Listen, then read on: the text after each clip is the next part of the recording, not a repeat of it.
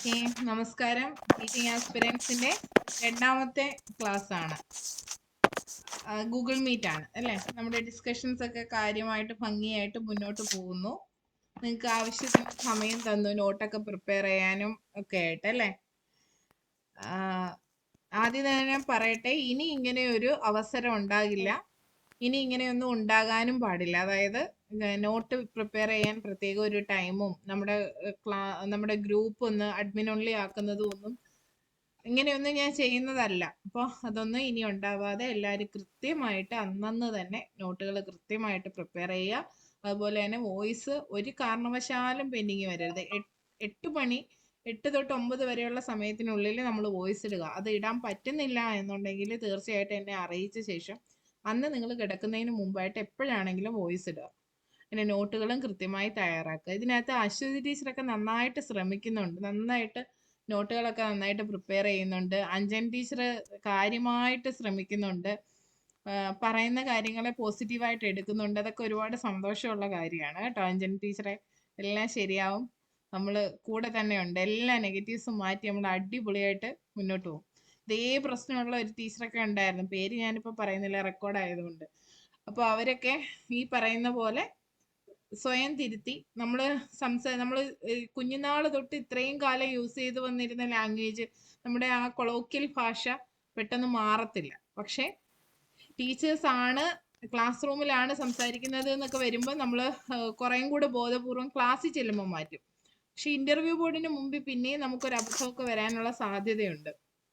അപ്പോൾ അത് ഒഴിവാക്കുന്നതാണ് നല്ലത്. ഇനി ഇൻ കേസ് എന്തെങ്കിലും നമ്മുടെ വായിന്ന് നമ്മുടെ കൊളോക്കിയൽ ലാംഗ്വേജിൽ വീണു എന്ന് കരുതി അത് വലിയ വിഷയമൊന്നുമില്ല. എങ്കിലും നമ്മൾ പെർഫെക്റ്റ് ആക്കാനായിട്ട് ശ്രമിക്കുക. അപ്പോൾ ക്ലബ്ബുകളെ കുറിച്ചാണ് നമ്മൾ ഏറ്റവും ലാസ്റ്റ് സംസാരിച്ചതല്ലേ? ക്ലബ്ബുകൾ എങ്ങനെ നടപ്പിലാക്കാം എന്നുള്ളതായിരുന്നു നമ്മൾ ഏറ്റവും ഒടുവിലായിട്ട് ചർച്ച ചെയ്തത്. അതിന്റെ നോട്ട് ഞാൻ ഇട്ടിട്ടില്ല. നോട്ട് ഞാൻ ഗ്രൂപ്പിലേക്ക് ഇടും. എല്ലാവർക്കും സമയം തന്നതാണ്. ഓക്കെ, മിൻസിൻ ടീച്ചർ ഒന്ന് മ്യൂട്ട് ചെയ്യണേ. അപ്പോൾ ഞാൻ ചോദിക്കട്ടെ, അഞ്ജൻ ടീച്ചറെ, ക്ലബ്ബുകളുടെ പ്രവർത്തനം അത്യാവശ്യമാണോ സ്കൂളുകളിൽ?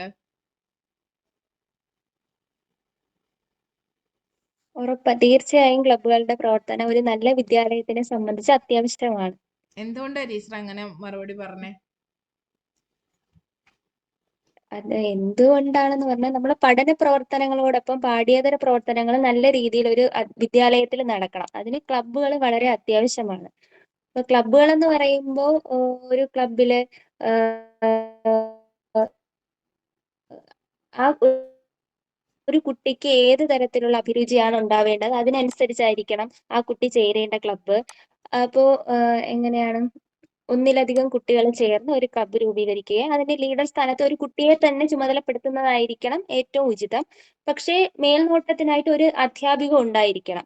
ഇപ്പൊ സാധാരണഗതിയിൽ ഒരു സ്കൂളില് വിഷയബന്ധിതമായ ക്ലബ്ബുകളും ഉണ്ടാകാം, വിഷയത്തിൽ നിന്ന് വേർപെട്ടിട്ടുള്ള ക്ലബ്ബുകളും ഉണ്ടാകാം.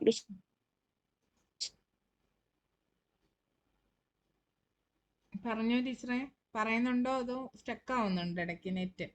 കലാപ്രവൃത്തി അത് ചേർന്നിട്ടും പിന്നെ വിഷയം ടീച്ചർ പറയുന്നത് ഞങ്ങൾക്ക് ക്ലിയർ ആയിട്ട് കേൾക്കാം കേട്ടോ. അഞ്ജന ടീച്ചർ പറയുന്നത് നല്ല വ്യക്തമായിട്ട് കേൾക്കാം. ആണോ? Okay okay. പിന്നീട് വിഷയത്തിൽ നിന്ന് വേർതിരിച്ചുള്ള ക്ലബ്ബുകൾ എന്ന് പറയുമ്പോൾ എക്കോ ക്ലബ്ബ്, സൗഹൃദ ക്ലബ്ബ്, ഹെൽത്ത് ക്ലബ്ബ്, പിന്നെ പരിസ്ഥിതി ക്ലബ്ബ് എന്നിങ്ങനെയുള്ള മറ്റ് ക്ലബ്ബുകൾ സ്കൂളിൽ പ്രവർത്തിക്കാവുന്നതാണ്.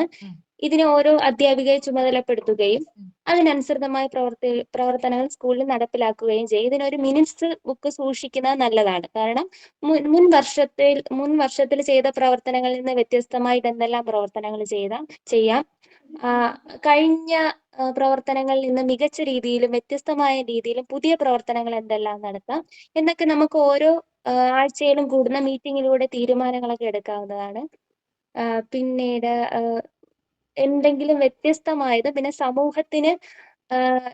സമൂഹത്തിന് എന്തെങ്കിലും പ്രയോജനപ്പെടുന്ന രീതിയിൽ മറ്റ് വ്യത്യസ്തമായ പ്രവർത്തനങ്ങൾ എന്തെങ്കിലും നടത്താൻ കഴിയുമോ എന്നൊക്കെ നമുക്ക് ഇതിലൂടെ ആലോചിക്കാൻ കഴിയും. ഇത്തരത്തിലുള്ള പ്രവർത്തനങ്ങൾക്ക് കുട്ടികൾക്ക് പൊതുസമൂഹവുമായിട്ട് ഇടപെടുന്നതിനും വ്യക്തമായ ഒരു ആശയവിനിമയ ശേഷി വരുന്നതിനും ഒക്കെ സഹായിക്കുന്നു. സമൂഹവുമായിട്ട് ഒരു പ്രതിബദ്ധത കുട്ടികൾക്ക് ഉണ്ടാകാൻ ഇത് സഹായിക്കുന്നു.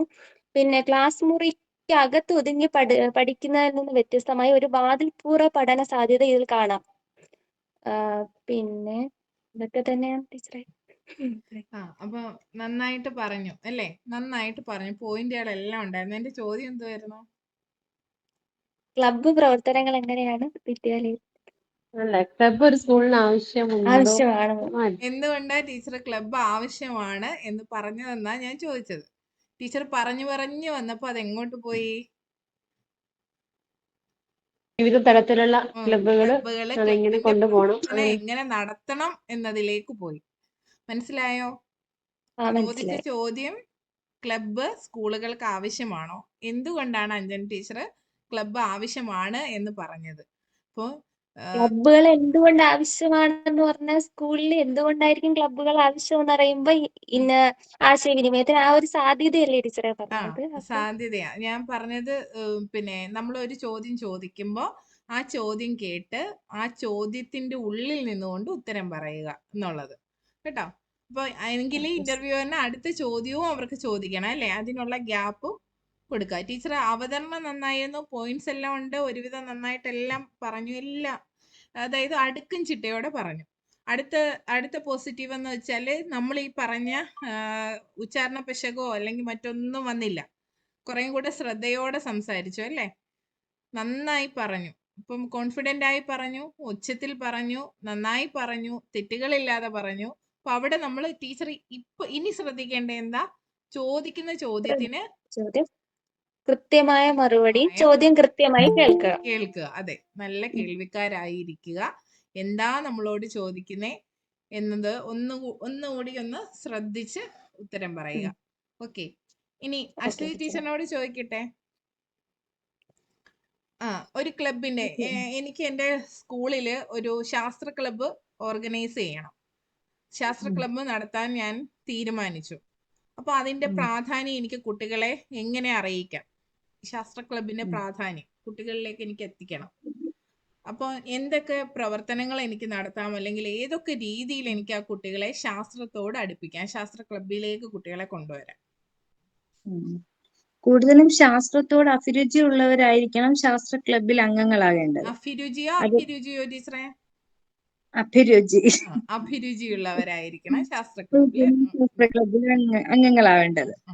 അതുകൊണ്ട് തന്നെ നമ്മൾ ആദ്യം അങ്ങനെയുള്ള കുട്ടികൾ താല്പര്യമുള്ളവരോട് ആദ്യം തന്നെ അന്വേഷിക്കണം. ആർക്കൊക്കെ താല്പര്യമുണ്ട് അതിൽ ചേരാനെന്ന് ആദ്യം തന്നെ അന്വേഷിക്കണം. എന്നിട്ട് ആ ക്ലബിനെ പറ്റി എന്താണ് ആ ക്ലബ്ബ് എന്താണ് അത് ഉദ്ദേശിക്കുന്നത്. അതായത് ഒരു ശാസ്ത്ര ക്ലബ്ബ് ആവുമ്പോൾ കൂടുതലും സയൻസിന് ഇമ്പോർട്ടൻസ് കൊടുക്കുന്ന രീതിയിലുള്ളതായിരിക്കും. അപ്പോഴെന്തൊക്കെ ആ ക്ലബിൽ എന്തൊക്കെ നമ്മൾ അവിടെ നടത്തുന്നു എന്ന് കുട്ടികൾക്ക് ആദ്യമേ ഒരു ബോധം നൽകണം. അതായത് ഇന്നിപ്പം നമ്മുടെ ചന്ദ്രയാൻ 3 ഒക്കെ വിക്ഷേപിച്ചു. അപ്പോഴും കുട്ടികളോട് അതിന്റെ വിക്ഷേപണങ്ങളും അതിന്റെ ഡോക്യുമെന്റേഷനും ഒക്കെ ഒന്ന് കാണിച്ചു കൊടുക്കാം. അപ്പോഴും നമുക്ക് ആ ക്ലബില് നമുക്ക് ഇത്തരത്തിലുള്ള ഡേകളൊക്കെ വരുമ്പോഴത്തേക്ക് നമുക്ക് അതിനെപ്പറ്റി കൂടുതലായിട്ട് അറിയുവാനും അതിന്റെ ഒരു ഒക്കെ കാണിച്ചു കൊടുത്തിട്ട് അവരിൽ അങ്ങനെയുള്ള ഒരു ഇൻട്രസ്റ്റ്, ഒരു സയന്റിഫിക് ആയിട്ടുള്ള ഒരു ഇൻട്രസ്റ്റ് വളർത്താൻ വേണ്ടി ആദ്യം തന്നെ ശ്രദ്ധിക്കണം. പിന്നെ നമുക്ക് അവർക്ക് എൻവയോൺമെന്റൽ ഡേ പറ്റിയുള്ള പ്രാധാന്യമൊക്കെ പറഞ്ഞു കൊടുത്തിട്ട് അതെങ്ങനെ നടത്താം അതിനെ പറ്റി ഒരു കാഴ്ചപ്പാട് കാണിക്കണം. പിന്നെന്താണ് പിന്നീട് ജോളി ടീച്ചർ എന്തെങ്കിലും ഒന്ന് ആഡ് ചെയ്യാനുണ്ടോ? പെട്ടെന്ന് ഞാൻ അടുത്ത ടോപ്പിക് ഏതാണെന്ന് ചിന്തിച്ചോണ്ടിരിക്കുകയായിരുന്നു. അത് ചിന്തിക്കുന്നതൊന്നും അല്ലായിരിക്കും പെട്ടെന്ന് വരാൻ പോകുന്നത്. അല്ല, ഓരോരുത്തർ പറയുന്നുണ്ടല്ലോ. പക്ഷെ നിങ്ങൾ രണ്ടുപേരും നന്നായിട്ട് പറഞ്ഞു കേട്ടോ. Anjana and Aswathy, wonderful job. പോരട്ടെ, ജോളി ടീച്ചർ നന്നായി പറഞ്ഞെന്ന് ഞങ്ങൾ പറയും. ഇപ്പൊ പിന്നെ എന്തെങ്കിലും അശ്വതി പറഞ്ഞതിന് എന്തെങ്കിലും പോരായ്മ നിങ്ങൾക്ക് ഫീൽ ചെയ്യുന്നുണ്ടോ? പിന്നെ എന്തൊക്കെ ആഡ് ചെയ്യാം? ആഡ് ചെയ്യാന്ന് ചോദിച്ചു കഴിഞ്ഞാൽ ഇപ്പം പഠന പ്രവർത്തനങ്ങൾ വേണ്ട പാഠപുസ്തകത്തിലുള്ള പോയിന്റുമായിട്ട് ബന്ധപ്പെടുത്തിയും അല്ലാതെയും എക്സിബിഷനുകൾ സംഘടിപ്പിക്കാം. പിന്നെ പ്രവൃത്തി മേളകൾ, അതായത് ചില കാര്യങ്ങൾ. ഒരു സെക്കൻഡ്. നമുക്ക് ക്ലബിലേക്ക് കുട്ടികളെ അടുപ്പിക്കുകയാണ് വേണ്ടത്. ശാസ്ത്ര അഭിരുചി കുട്ടികളിലേക്ക് വരണം. ക്ലബ് അംഗങ്ങളെ, നല്ല കുട്ടികളെ, ഇതിനോട് താല്പര്യം ഉള്ള കുട്ടികളെ അതിനകത്തേക്ക് എടുക്കുകയും വേണം. താല്പര്യം വളർത്തുകയും വേണം. ചിലർക്ക് പെട്ടെന്നൊരു താല്പര്യം ഉണ്ടാവില്ല, പക്ഷെ ഇതേക്കുറിച്ച് അറിഞ്ഞു കഴിയുമ്പോൾ ശാസ്ത്ര ക്ലബിലേക്ക് വരാൻ തോന്നും. അപ്പൊ അത്തരത്തിൽ എന്തൊക്കെ പ്രവർത്തനങ്ങൾ എടുക്കാം എന്നാണ്. പെട്ടെന്ന് എല്ലാവരും ഒന്ന് ആലോചിച്ചോ. അശ്വതി പറഞ്ഞതിനകത്ത് കുറേ നല്ല പോയിന്റ്സ് ഉണ്ട്. സയൻസ് തന്നെ അശ്വതിയോട് ചോദിച്ചത് എനിക്കറിയാം. അശ്വതി സയൻസ് ആണെന്നല്ലേ, ഞങ്ങൾ ഒന്നിച്ച് BEd ചെയ്തവരാണ്. ഞാൻ ഇംഗ്ലീഷാണ്, അശ്വതി സയൻസ് ആയിരുന്നു. അവിടുത്തെ പുലിയാട്ടോ. അപ്പൊ പിന്നെ അപ്പൊ ഞാൻ പറയാം, നമുക്ക് കുട്ടികളെ ലാബിൽ കൊണ്ടുപോയാൽ അവിടുത്തെ ലാബിലുള്ള ഉപകരണങ്ങളും അതിന്റെ പ്രവർത്തനങ്ങളും ഒക്കെ കാണിച്ചു കൊടുക്കുകയാണെങ്കിൽ കുട്ടികളൊക്കെ അതിൽ താല്പര്യം ഉണ്ടാകുകയും ആ പ്രവർത്തനം ചെയ്യാനും ഒക്കെ ഒരു താല്പര്യം ഉണ്ടായി വരത്തില്ലേ? അതെ തീർച്ചയായിട്ടും അതിലോട്ട് അടുക്കാനായിട്ട് ചില കുട്ടികൾ എന്ത് വേണ്ടേ ടീച്ചറെ ഓ ഇല്ലേ ചില ആണോ എന്നല്ല, നമ്മള് ഉറപ്പിച്ച് പറയണം. ഓക്കെ. പിന്നെ ചില അതുപോലെ കുട്ടികൾ എന്ത് കാര്യം കേട്ടാലും അത് ചെയ്ത് നോക്കാൻ ഇഷ്ടപ്പെടുന്നവരായിരിക്കും. ഇപ്പോൾ നമ്മളിപ്പോൾ ക്ലാസ്സിൽ ഇപ്പം നിഴൽ എങ്ങനെയാണ് ഉണ്ടാവുന്നത്, അല്ലെങ്കിൽ നിഴൽ എങ്ങനെയാണ് ഫോം ചെയ്യുന്നത് എന്നൊക്കെ പറഞ്ഞു കഴിഞ്ഞാൽ നമ്മൾ അതിന്റെ ഒരു മെത്തേഡ് പറഞ്ഞു കൊടുത്താൽ ചില കുഞ്ഞുങ്ങൾക്ക് അത് ചെയ്ത് നോക്കാൻ ഭയങ്കര ഇഷ്ടമായിരിക്കും. അപ്പൊ അങ്ങനെയുള്ള കുഞ്ഞുങ്ങൾ കണ്ടുപിടിക്കാം. ആ ചെയ്ത് നോക്കുന്ന കുട്ടികൾ, അതായത് എക്സ്പെരിമെന്റ്സ് ചെയ്ത് നോക്കി അതിന്റെ ഒരു റിസൾട്ട് കണ്ടുപിടിക്കാൻ ഇഷ്ടമൊക്കെ ഉള്ള കുഞ്ഞുങ്ങൾ, എസ്പെഷ്യലി ഈ സയൻസ് സബ്ജക്റ്റുമായിട്ട് റിലേറ്റഡ് ആയിട്ടുള്ള ഇൻട്രസ്റ്റ് കൂടിയ കുട്ടികളെ കണ്ടുപിടിക്കുകയാണെങ്കിൽ അവരത് ചെയ്യുന്നത് കണ്ട് അവരെ അത് ഇൻക്ലൂഡ് ചെയ്യുവാണെങ്കിൽ അവർ ചെയ്യുന്നത് കണ്ട് മറ്റുള്ള കുട്ടികൾക്ക് അത് മനസ്സിലാവുകയും അതിന്റെ ഒരു ഇൻട്രസ്റ്റ് വളർത്താനും ഒക്കെ സഹായിക്കുമെന്ന് എനിക്ക് തോന്നുന്നു. തീർച്ചയായിട്ടും. പിന്നെ ടീച്ചറെ, ഈ ശാസ്ത്ര വിഷയങ്ങളിൽ ഏറ്റവും പ്രധാനപ്പെട്ടത് നിരീക്ഷണമാണ്. അപ്പൊ അത് കുട്ടികളിൽ ഉണ്ടാവേണ്ടത് വളരെ അത്യാവശ്യമുള്ളൊരു ശേഷിയാണ്. അപ്പോൾ ഈ ശേഷി വികസിപ്പിക്കുന്നതിന് വേണ്ടിയിട്ട് നമുക്ക് വാതിൽപ്പുറ പഠനങ്ങൾ നടത്താം, അല്ലെങ്കിൽ ഫീൽഡ് ട്രിപ്പ് അതുപോലുള്ളതൊക്കെ നമുക്ക് നടത്താൻ കഴിയും. അപ്പൊ ഈ ഒരു അവസരത്തിൽ വന്നു, ശാസ്ത്ര പരീക്ഷണം വന്നു, ജോൾ ടീച്ചർ പറഞ്ഞു ക്ലാസ്സിൽ നമുക്ക് ചെറിയ എക്സ്പെരിമെന്റ്സ്, ബിൻസിനി ടീച്ചർ പറഞ്ഞു ലാബിലേക്ക് കൊണ്ടുപോവാം. പിന്നെ ടീച്ചറെ പറഞ്ഞോട്ടെ. കുട്ടി കണ്ടുപിടുത്തങ്ങൾക്ക് അല്ലല്ല, ഞാൻ ഓഫ് ചെയ്തിട്ടേക്കോ ടീച്ചർ. ജസ്റ്റ് ഞാൻ ഓഫ് ചെയ്തിട്ടേക്കോ ടീച്ചറിന് കാണാൻ പറ്റും. കാണുന്നുണ്ടോ? കാണുന്നുണ്ട് ടീച്ചറെ, പറഞ്ഞു.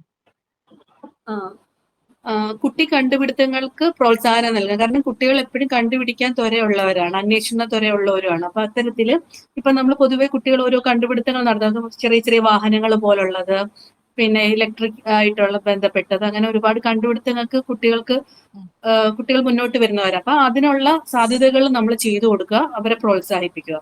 ഓക്കെ, നിങ്ങൾ എല്ലാവരും പറഞ്ഞത് ഉത്തരമാണ്. പക്ഷെ ഒരിക്കലും ഞാൻ ചോദിച്ച ചോദ്യത്തിന്റെ ഉത്തരത്തിലേക്ക് ആരും എത്തിയില്ല.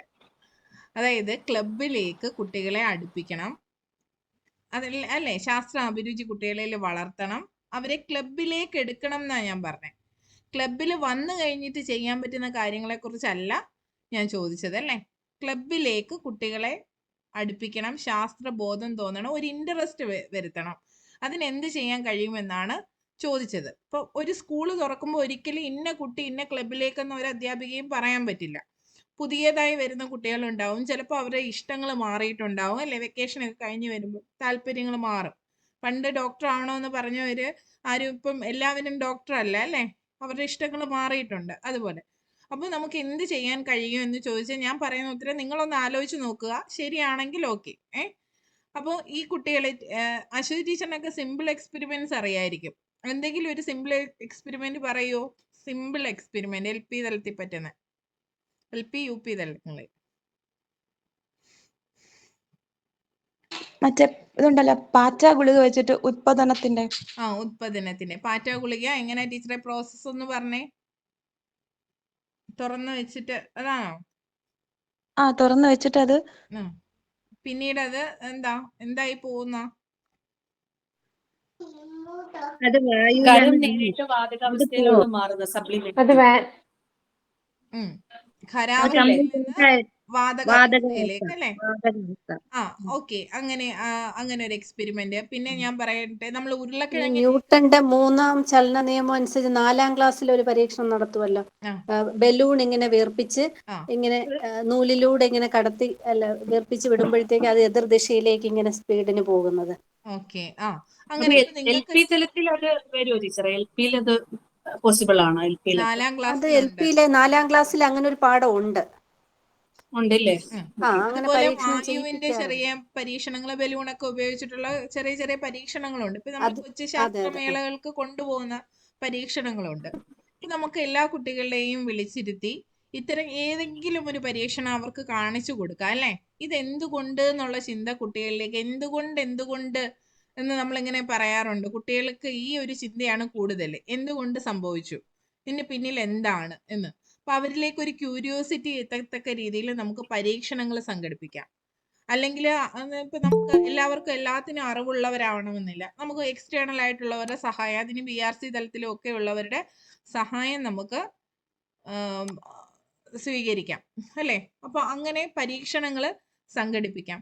അത് കാണുന്ന കുട്ടിക്ക് തനിക്കും ഇതുപോലെ പരീക്ഷണങ്ങൾ ചെയ്യണമെന്ന താല്പര്യം ഉണ്ടാവും. പുതുതായി വരുന്ന കുട്ടികളെയാണ് ഞാൻ ഉദ്ദേശിക്കുന്നത്. അതുപോലെ തന്നെ ശാസ്ത്ര ക്ലബിൽ മുൻപ് ഉണ്ടായിരുന്ന കുട്ടികളുണ്ട്.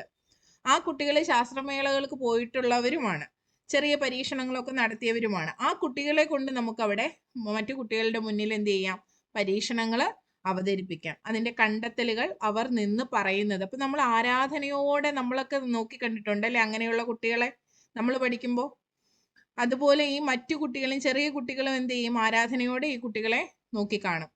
അവരെ ഒരു മാതൃകയായി എടുക്കുകയും അതുപോലെ ആകണമെന്ന് അവർ ചിന്തിക്കുകയും ചെയ്യും. അതുപോലെ APJ അബ്ദുൽ കലാം സാറിനെ പോലെയുള്ളവരുടെ ഡോക്യുമെന്ററി, അദ്ദേഹത്തിന്റെ കഥ അറിയില്ലേ? അദ്ദേഹം രാമേശ്വരത്തെ ഒരു ചെറിയ മത്സ്യബന്ധന കുടുംബത്തിലേക്ക് ജനിച്ച അദ്ദേഹം കുട്ടിക്കാലം തൊട്ട് കടപ്പുറത്തിരുന്ന് മുകളിൽ ആകാശത്തെ നോക്കി അത്ഭുതപ്പെട്ട ആ മനുഷ്യൻ, നക്ഷത്രങ്ങളെ കുറിച്ച് അറിയാൻ ആഗ്രഹിച്ച ആ കുഞ്ഞു ബാലൻ എന്ത് ചെയ്തു? ഒരിക്കലും പ്രതീക്ഷിക്കാത്ത രീതിയിൽ അദ്ദേഹം എയറോനോട്ടിക്കൽ എഞ്ചിനീയറിംഗ് ഒക്കെ പാസ്സായി. അദ്ദേഹം എന്ത് ചെയ്തു? നമ്മുടെ മിസൈൽ മാൻ ഓഫ് ഇന്ത്യ എന്ന ടൈറ്റിലിന് അർഹനായി അല്ലേ? അതിനേക്കാൾ ഉപരി നമ്മൾ അധ്യാപകര് നമ്മുടെ ഒരു അധ്യാപകനായിട്ടൊക്കെ കാണുന്ന തരത്തിലേക്ക് വളർന്നു ആ മനുഷ്യൻ അല്ലേ? കുട്ടിക്കാലത്ത് തോന്നിയ സ്വപ്നമാണ്. അപ്പൊ അദ്ദേഹത്തെ കുറിച്ചുള്ള ഡോക്യുമെന്ററികൾ, ഇതെല്ലാം നമുക്ക് എന്ത് ചെയ്യാം? റാൻഡമായിട്ട് കുട്ടികളിലേക്ക് പതിയെ എത്തിച്ചുകൊണ്ട് അതിനുശേഷം ക്ലബിന്റെയും കാര്യങ്ങൾ പറയുകയും ക്ലബിൽ ചേർന്ന് കഴിഞ്ഞാൽ എന്തൊക്കെ ചെയ്യാൻ കഴിയുമെന്നുള്ള കാര്യങ്ങൾ പറയുക. കുട്ടി ശാസ്ത്രജ്ഞന്മാരുടെ കുട്ടി പരീക്ഷണങ്ങൾ കുട്ടികൾക്ക് മുമ്പിൽ, കണ്ടുപിടുത്തങ്ങളൊക്കെ അവതരിപ്പിക്കുക. ഓക്കെ, ഇതൊക്കെ ചെയ്യാം. ഇപ്പൊ ആലപ്പുഴയിൽ സ്കൂൾ ശാസ്ത്രമേള നടന്നു അല്ലേ? അതെ. എല്ലാവരും വാർത്തകൾ എഴുതി, വാർത്തകൾ വായിച്ചു. അപ്പൊ ആ സ്കൂൾ ശാസ്ത്രമേളയില് നിങ്ങൾക്ക് ഒരു പ്രധാന വാർത്തകളായിട്ട് തോന്നുന്ന എന്തെങ്കിലും ഒരു കാര്യം പറഞ്ഞേ. ശാസ്ത്രമേളയുമായിട്ട് ബന്ധപ്പെട്ട് കൂടുതൽ കുട്ടികൾ നടത്തിയത് എന്തുമായി ബന്ധപ്പെട്ട കണ്ടെത്തലായിരുന്നോ? അല്ലെങ്കിൽ എന്തെങ്കിലും നിങ്ങളെ സ്ട്രൈക്ക് ചെയ്ത് എന്തെങ്കിലും കണ്ടെത്തലുണ്ടോ? എല്ലാവർക്കും A ഗ്രേഡ് കൊടുത്തു എന്ന് ഒരു വാർത്ത ഉണ്ട്. എന്തിനാ കൊടുത്തേ? ആര്യ ടീച്ചർ ഓടി വന്ന്. കുഞ്ഞൊക്കെ ഉറങ്ങിയോ? ഉറങ്ങി ടീച്ചറെ. ഓക്കെ, പറഞ്ഞോ. അപ്പൊ പത്രവായന എവിടെ വരെ ആയി എന്ന് എനിക്ക് മനസ്സിലായി. ടീച്ചറെ, ഇതില് കയ്യില് ധരിക്കുന്ന ഗ്ലൗസിന്റെ ഇത് വെച്ച് ആംഗ്യ ഭാഷയില് 5 ചേഷ്ടകൾ കാണിച്ച് അതൊരു മൃഗീയത എറണാകുളം അല്ലേ? അത് തന്നെ ടീച്ചറെ. അപ്പൊ അതിൽ തന്നെ അങ്ങനെയുള്ള ഒരു സാറിനെ കൊണ്ട് തന്നെ അവരുടെ മുമ്പിൽ തന്നെ അത് അവതരിപ്പിക്കുകയും. വ്യക്തമായി പറഞ്ഞോ ടീച്ചർ? ഇത് പലരും ആ വാർത്ത കണ്ടിട്ടില്ല. കയ്യിൽ ധരിക്കുന്ന ഗ്ലൗസിലൂടെ ആംഗ്യ ഭാഷയിൽ 5 ചേഷ്ടകൾ അവതരിപ്പിച്ചു. അത് എത്ര 60-ലധികം ആംഗ്യങ്ങളാണ് കാണിച്ചത്. അത് കുഞ്ഞ് വന്നോട്ടെ ടീച്ചറെ, അതൊന്നും ഒരു പ്രശ്നമല്ല. അവര് സംസാരിച്ചോട്ടെ. അവർക്ക് ക്യൂരിയോസിറ്റി കാണും. കുഞ്ഞുങ്ങൾ വരട്ടെ, കുഴപ്പമില്ല. ഇവിടെ ഒരാളെ പുറത്താക്കിയേക്കുക. പക്ഷെ അവൻ വന്നു കഴിഞ്ഞാൽ റെക്കോർഡിങ് നടക്കത്തില്ല, അതുകൊണ്ടാ. അപ്പൊ അതിൽ തന്നെ 60-ലധികം ഭാഷകളിലേക്ക് മാറ്റിയാണ് ഇത് കാണിച്ചത്. ഭാഷകളിലേക്ക് മാറ്റാനും, അതായത് ഈ ലാംഗ്വേജ് അറിയുന്നവർക്കും അറിയാത്തവർക്കും ഇത് പ്രയോജനപ്പെടുത്താം. അതായത് നമുക്ക് എല്ലാവർക്കും സൈൻ ലാംഗ്വേജ് അറിയണമെന്നില്ല, അല്ലെ? അറിയില്ല. അപ്പൊ അങ്ങനെയുള്ളവർ വരികയാണെങ്കിൽ അവരുമായിട്ട് കമ്മ്യൂണിക്കേറ്റ് ചെയ്യാനും ഒക്കെ ഉള്ള ഒരു സാധ്യത അത് അതിന് അങ്ങനെ ഒരു കണ്ടുപിടുത്തം അത് വളരെ പ്രശംസ അർഹിച്ച കണ്ടുപിടുത്തമാണ്. പിന്നീടെന്ന് പറഞ്ഞാൽ കൂടുതലും വയനാടുമായി ബന്ധപ്പെട്ട രാജഗിരി കണ്ടുപിടുത്തങ്ങൾ. സ്കൂളിലാണ്. എന്താ ടീച്ചറെ? അല്ല, സ്കൂളിന്റെ പേര് പറഞ്ഞ ടീച്ചറെ. എറണാകുളത്ത് രാജഗിരി HS സ്കൂളിൽ പഠിക്കുന്ന 2 കുട്ടികളാ, ജോഹനും ഇർഗേത്തും. ഓക്കെ. അപ്പൊ ഇതെല്ലാം നമ്മൾ ഓർത്ത് വെക്കണമെന്നില്ല. അതായത് സ്കൂളിന്റെ പേരോ കുട്ടിയുടെ പേരോ എല്ലാം നമ്മൾ ഓർത്ത് വെക്കണമെന്നില്ല. പക്ഷെ നമുക്ക് കോട്ട് ചെയ്ത് പറയാൻ അവിടെ പറ്റും. ഇപ്പൊ ശാസ്ത്രാവബോധം വളർത്തുക, അതിന്റെ ആവശ്യം എന്താണ്, ശാസ്ത്ര ക്ലബിന്റെ ആവശ്യം എന്താണ്, ഇങ്ങനെയുള്ള ചോദ്യങ്ങളെല്ലാം വരുമ്പോൾ ഈ കഴിഞ്ഞ ശാസ്ത്രമേളയ്ക്ക് സർ എന്ന് പറഞ്ഞുകൊണ്ട് നമുക്ക് സംസാരിക്കാൻ പറ്റും, അല്ലേ? സാർ ഇത് കേൾക്കുമ്പോൾ, ഈ ചോദ്യം കേൾക്കുമ്പോൾ എനിക്ക് കഴിഞ്ഞ ശാസ്ത്രമേളയുടെ കാര്യമാണ് ഓർമ്മ വരുന്നത്. 2 മിടുക്കരായ കുട്ടി ശാസ്ത്രജ്ഞന്മാർ ഇങ്ങനെ സൈൻ ലാംഗ്വേജിന് വേണ്ടിയിട്ട് ഉള്ള ഒരു കണ്ടുപിടുത്തം നടത്തി എല്ലാവരുടെയും പ്രശംസ പിടിച്ചു പറ്റിയിരുന്നു. എന്ന് പറയുമ്പോഴേ പത്രം വായിക്കുന്നുണ്ട്, വിദ്യാഭ്യാസവുമായി ബന്ധപ്പെട്ട വാർത്തകൾ നോട്ട് ചെയ്യുന്ന ആളാണ് എന്ന മതിപ്പ് അവിടെ വരും, അല്ലേ? അതുകൊണ്ടാണ് ന്യൂസ് എഴുതണമെന്ന് പറഞ്ഞത്. പിന്നെ കൂടുതലും എന്താണ്, വയനാട് ദുരന്തവുമായി ബന്ധപ്പെട്ട കണ്ടുപിടുത്തങ്ങളായിരുന്നു. മണ്ണിടിച്ചില് മുന്നറിയിപ്പ് കൊടുക്കാൻ പറ്റുന്ന തരത്തിലുള്ള കണ്ടെത്തലുകൾ, അലേർട്ടുകൾ കൊടുക്കാനുള്ള കണ്ടെത്തലുകൾ, ഇങ്ങനെ ഒരുപാട് കുട്ടി ശാസ്ത്രജ്ഞർ എന്ത് ചെയ്തു, ഈ വയനാടിനെ ഉള്ളിലേക്ക് എടുത്തുകൊണ്ട് അതിന് എതിരായിട്ട് എങ്ങനെയൊക്കെ മനുഷ്യനെ രക്ഷിക്കാം എന്നുള്ള തരത്തിലേക്ക് ചിന്തിക്കുകയും പ്രവർത്തിക്കുകയും ചെയ്തു. ശാസ്ത്രവും സാമൂഹ്യ ശാസ്ത്രവുമായിട്ടുള്ള മേഖലയിൽ ഏറ്റവും കൂടുതൽ ടോപ്പിക്കായി വന്നത് വയനാട് ദുരന്തമായിരുന്നു. അപ്പോൾ ഈ സമൂഹത്തിൽ നടക്കുന്ന കാര്യങ്ങളെക്കുറിച്ച് അവബോധമുള്ള ഒരു തലമുറയെ നമുക്ക് ശാസ്ത്ര അഭിരുചി വളർത്തിയെടുത്തിലൂടെ സൃഷ്ടിച്ചെടുക്കാം, അല്ലേ? അവര് നമ്മുടെ ചുറ്റുപാടുമുള്ള പ്രശ്നങ്ങളെ തിരിച്ചറിഞ്ഞ് അതിനുള്ള പരിഹാരം കണ്ടെത്താനായിട്ട് ഈ ശാസ്ത്ര ക്ലബിലെ കുട്ടികൾ ശ്രമിക്കുന്നുണ്ട്. അങ്ങനെയല്ലേ ശാസ്ത്രജ്ഞരായി മാറുന്നത്. ഒരു പ്രശ്നമുള്ളപ്പോൾ അതിന്റെ പരിഹാരം എന്ത് എന്ന് കണ്ടെത്താൻ കുട്ടികളെ പ്രേരിപ്പിക്കുന്നു, അല്ലേ? അങ്ങനെ ഒരു പോസിറ്റിവിറ്റി നമ്മുടെ ഈ ശാസ്ത്ര ക്ലബിന്, അതുപോലെ ഈ ശാസ്ത്രമേളകൾക്കും ഉണ്ട്. അതുപോലെ തന്നെ മംഗൾയാണിന്റെ മാതൃക നിർമ്മിച്ചു. കരിമണലിൽ നിന്ന് വൈദ്യുതി ഉണ്ടാക്കുക, അതിന്റെ ഒന്നും ഡീറ്റെയിൽ ആയിട്ടൊന്നും പത്രത്തിലില്ല. കരിമണലിൽ നിന്ന് വൈദ്യുതി ഉണ്ടാക്കുക എന്നുള്ള ഒരു എന്താണ് എക്സ്പെരിമെന്റ് ഒക്കെ നടത്തുകയും ഒക്കെ ചെയ്തു, കണ്ടെത്തലുകൾ നടത്തുകയൊക്കെ ചെയ്തു. ഇതിനെ കുറിച്ചൊക്കെ എന്തെങ്കിലുമൊക്കെ ഒന്ന് പറയാൻ നിങ്ങൾ പ്രാപ്തരായിരിക്കണം. ഇനി എൻ്റെ ന്യൂസിന്റെ ബുക്ക് കാണിക്കാം. നിങ്ങളെപ്പോലെ എനിക്ക് ഒരുപാട് ഇരുന്ന് എഴുതാൻ കാണത്തില്ല, അല്ലെ? ഒരുപാട് ഇരുന്ന് എഴുതാൻ പറ്റത്തില്ല. അപ്പോൾ എഴുതാൻ പറ്റുന്ന ദിവസങ്ങളിൽ എഴുതിയും ഒരുപാട് ഉള്ള കണ്ടന്റ് എന്നാൽ എനിക്ക് എപ്പോഴും വേണമെന്ന് തോന്നുന്നത് ഞാൻ വെട്ടിയൊട്ടിക്കുകയാണ് ചെയ്യുന്നത്. അപ്പോൾ ഓരോ ദിവസത്തെയും പ്രധാനപ്പെട്ട വാർത്തകൾ, ചിലപ്പോൾ എൻ്റെ കൺസെപ്റ്റ് ഇതെല്ലാം ഞാൻ എഴുതി വെക്കാറുണ്ട്. പിന്നെ ചരിത്രത്തിൽ ആദ്യമായി വനിതാ ഡഫേദാർ KCG, അതൊരു പ്രധാന അത് ശ്രദ്ധിച്ചിരുന്നോ? ആലപ്പുഴ കളക്ടറേറ്റിൽ. അപ്പൊ ഞാൻ ആദ്യമായിട്ടാണ് സത്യം പറഞ്ഞാൽ ഈ പദവി നമ്മൾ കണ്ടിട്ടുണ്ട്. കളക്ടറേറ്റില് അല്ലെങ്കിൽ കളക്ടറിന്റെ കൂടെ ഇങ്ങനെ ആളുകൾ നിൽക്കുന്നതൊക്കെ കണ്ടിട്ടുണ്ട്. പക്ഷെ ഡഫേദാർ എന്നുള്ള ആ ഒരു പദവി, ആ ഒരു പേരൊന്നും എനിക്ക് പരിചിതമായിരുന്നില്ല. പറയുന്നത് കൊണ്ട് എനിക്കൊരു നാണക്കേടുമില്ല. അപ്പൊ അതെന്താണെന്നും ഏതാണെന്നും ഒക്കെ അറിയാൻ ആ ഒരു വായനയിലൂടെ കഴിഞ്ഞു. അതുപോലെ തന്നെ സ്ത്രീകളുടെ ഉന്നമനം പറയുമ്പോൾ നമുക്ക് അതൊക്കെ എടുത്തു പറയാൻ പറ്റും, അല്ലേ? ഇത്രയും ആ യൂണിഫോമിന് മുകളിലൂടെ ഇങ്ങനെ അതിന്റെ ഒരു സർക്കാരിന്റെ എംബ്ലം ഒക്കെ ഉള്ളൊരു, ഞാനും ആദ്യമായിട്ട് കേൾക്കുക അങ്ങനെ ഒരു പദവി ഉണ്ടെന്ന് എനിക്ക് അറിയില്ല. ഡഫേദാർ പദവി എന്നുള്ളത് ആദ്യമായിട്ട് കേൾക്കുക. അത് കളക്ടറിന്റെ ബാക്കി പേഴ്സണൽ സ്റ്റാഫ് എന്നുള്ള രീതിയിൽ ഇതുവരെ മനസ്സിലാക്കി വെച്ചിരുന്നു. ഡഫേദാർ എന്ന് വെച്ചാൽ ശിപായി. ഞാൻ നോക്കിയായിരുന്നു, എനിക്ക് വന്നിട്ട് കാണാൻ പറ്റിയായിരുന്നു. അത് പിന്നെ കളക്ടറിനെ കാണാൻ വരുന്ന ആൾക്കാരെ വിളിച്ചിരുത്തുക, അവർക്ക് വേണ്ടുന്ന ഇതൊക്കെ കൊടുക്കുക, നിർദ്ദേശങ്ങൾ കൊടുക്കുക, ആ ഒരു പദവി. പേഴ്സണൽ സ്റ്റാഫ് എന്നുള്ള രീതിയിൽ തന്നെയാണല്ലേ വരുന്നത്? പേഴ്സണൽ സ്റ്റാഫ് എന്നുള്ള സ്റ്റാഫ് പോലെ എന്നാ വ്യക്തമായിട്ട് പത്രത്തിൽ എഴുതിയിട്ടുണ്ട്. അതുപോലെ നവംബർ 14 പിന്നെ സപ്ലിമെന്ററി നോക്കണേന്ന് ഞാൻ പറഞ്ഞിരുന്നു. സ്പെഷ്യൽ എഡിഷൻ, ശിശുദിന സ്പെഷ്യൽ എഡിഷൻ നോക്കണേന്ന് പറഞ്ഞിരുന്നു. നോക്കിയോ? എന്തെങ്കിലുമൊക്കെ നോക്കി കാണുമെന്ന് വിചാരിക്കാം. അതിനകത്ത് നിങ്ങളെ സ്ട്രൈക്ക് ചെയ്തൊരു കാര്യം പറഞ്ഞേ, പെട്ടെന്ന് നിങ്ങളുടെ മൈൻഡിലേക്ക് വരുന്ന ആ ഒരു എന്തെങ്കിലും വാർത്ത, സ്പെഷ്യൽ പത്രത്തില് മനോരമ പത്രത്തിലുണ്ടായിരുന്നു ശിശുദിന സ്പെഷ്യല്. മറ്റു പത്രങ്ങളിലുണ്ടെങ്കിൽ അത് പറയാം. മറ്റേ ഈ മിഠായി ആ ഒരു പദ്ധതികളെ കുറിച്ചാണോ ടീച്ചറെ? പറഞ്ഞോ ടീച്ചറെ, മി- ടീച്ചറിന് എന്താ ആ മി- തോന്നിയെന്നുള്ളത്. മിഠായി പദ്ധതി എന്ന് പറയുന്നത് ഈ കുഞ്ഞുങ്ങളുടെ ഈ ഡയബറ്റിസ് 20 വയസ്സിന് താഴെയുള്ള ടൈപ്പ് 1 പ്രമേഹ ബാധിതരായി സഹായിക്കാനുള്ള ഒരു സംസ്ഥാന സർക്കാരിന്റെ പദ്ധതിയാണ്. പക്ഷെ അത് മുടങ്ങിക്കിടക്കുവാണ്. അതെ. പിന്നീട് വേറെ എന്തെങ്കിലും ഉണ്ടോ? മിഠായിയെ കുറിച്ച് നമ്മൾ കേട്ടിട്ടുണ്ട്. ടൈപ്പ് 1 പ്രമേഹം ചികിത്സിച്ച് മാറ്റാൻ പറ്റുന്നതല്ല, ജന്മനാ കുട്ടികളിൽ ഉണ്ടാവുന്നതാണല്ലേ. അപ്പോ അതിന് എതിരെയുള്ള എന്താണ് അവർക്ക് അതിന് വേണ്ടിയിട്ടുള്ള സർ സർക്കാർ പദ്ധതി ആണ് ആ മിഠായി. പദ്ധതിയിൽ മെയിനായിട്ടും സർക്കാർ 2 ഗുളികകളാണ് കൊടുത്തിരുന്നത്. ഒന്ന് ബേസലോഗും രണ്ടാമത്തെ ഫിയാസ്പ എന്ന് പറയുന്നത്. അത് രണ്ടും ഇപ്പൊ കൊടുക്കുന്നില്ല എന്നും അതിൻ്റെ അകത്ത് അറിയത്തില്ല അച്ഛാ, ഞാൻ ഇവിടെ ക്ലാസ്സിലാ. ഓക്കെ, പറഞ്ഞു, ഒരു കോള് വന്നതാ. അമൃത ടീച്ചറെ പോയോ? ഞാൻ ഇല്ല ഇവിടെ ഉണ്ട്. ഓക്കെ, വേറെ മറ്റുള്ളവര് മനോരമ പത്രം വായിച്ചവരാരൊക്കെ ഉണ്ട്? ആരെങ്കിലും ഒന്ന് പറഞ്ഞേ.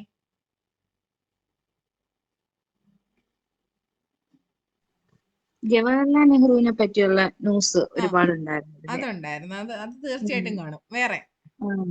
കുട്ടികളെ കുറിച്ചുള്ള വാർത്തകൾ ഉണ്ടായിരുന്നു. കുട്ടികളുടെ പ്രശ്നങ്ങൾ, കുട്ടികൾക്ക് പ്രശ്നങ്ങൾ ഉണ്ടോ എന്ന് ചോദിക്കുന്ന ആളുകൾ ഉണ്ടായിരുന്നു. എങ്ങനെ സങ്കടങ്ങൾ ഡിലീറ്റ് ചെയ്യാം, കുട്ടികളുടെ സങ്കടങ്ങൾ എങ്ങനെ ഡിലീറ്റ് ചെയ്യുന്ന ഒരു ആർട്ടിക്കിൾ ഉണ്ടായിരുന്നു. അതെ, പെരുകുന്ന കുഞ്ഞു സങ്കടങ്ങളെ എങ്ങനെ നേരിടാം, എങ്ങനെ ഡിലീറ്റ് അതൊക്കെ ചെയ്യാം. അതെ. അതൊക്കെ ന്യൂസ് അതുപോലെ ഞാൻ വെട്ടി വെച്ചിട്ടുണ്ട്. കാര്യം ഇത് ഏത് കുട്ടികൾ സമയത്തും നമുക്ക് വേണ്ടതാണ്. കുട്ടികൾ തൊട്ടാവാടികളാകരുത്. പ്രശ്നങ്ങളെ നമ്മുടെ ഫോളോയിങ് ലിസ്റ്റിൽ നിന്ന് മാറ്റി നിർത്തണം. കളഞ്ഞിട്ട് പുതിയതിലോട്ട് പോകണം, ഫ്യൂച്ചറിലോട്ട് പോകണം. അതിനെക്കുറിച്ച് ഒട്ടും സങ്കടപ്പെട്ടിരിക്കാണ്ട് മുന്നിലോട്ട് പോവുക. എന്ത് ചെയ്യുന്നതിന് മുമ്പും ആലോചിക്കുക. അധ്യാപകരിൽ നിന്നും രക്ഷിതാക്കളിൽ നിന്നും ഉപദേശങ്ങൾ സ്വീകരിക്കുക. സ്ഥിരമായി വ്യായാമം ചെയ്യുക. നല്ല ഫ്രണ്ട്ഷിപ്പ് ഉണ്ടാക്കിയെടുക്കുക. അങ്ങനെ ഒരു ആർട്ടിക്കിൾ ഉണ്ടായിരുന്നു. അതെ,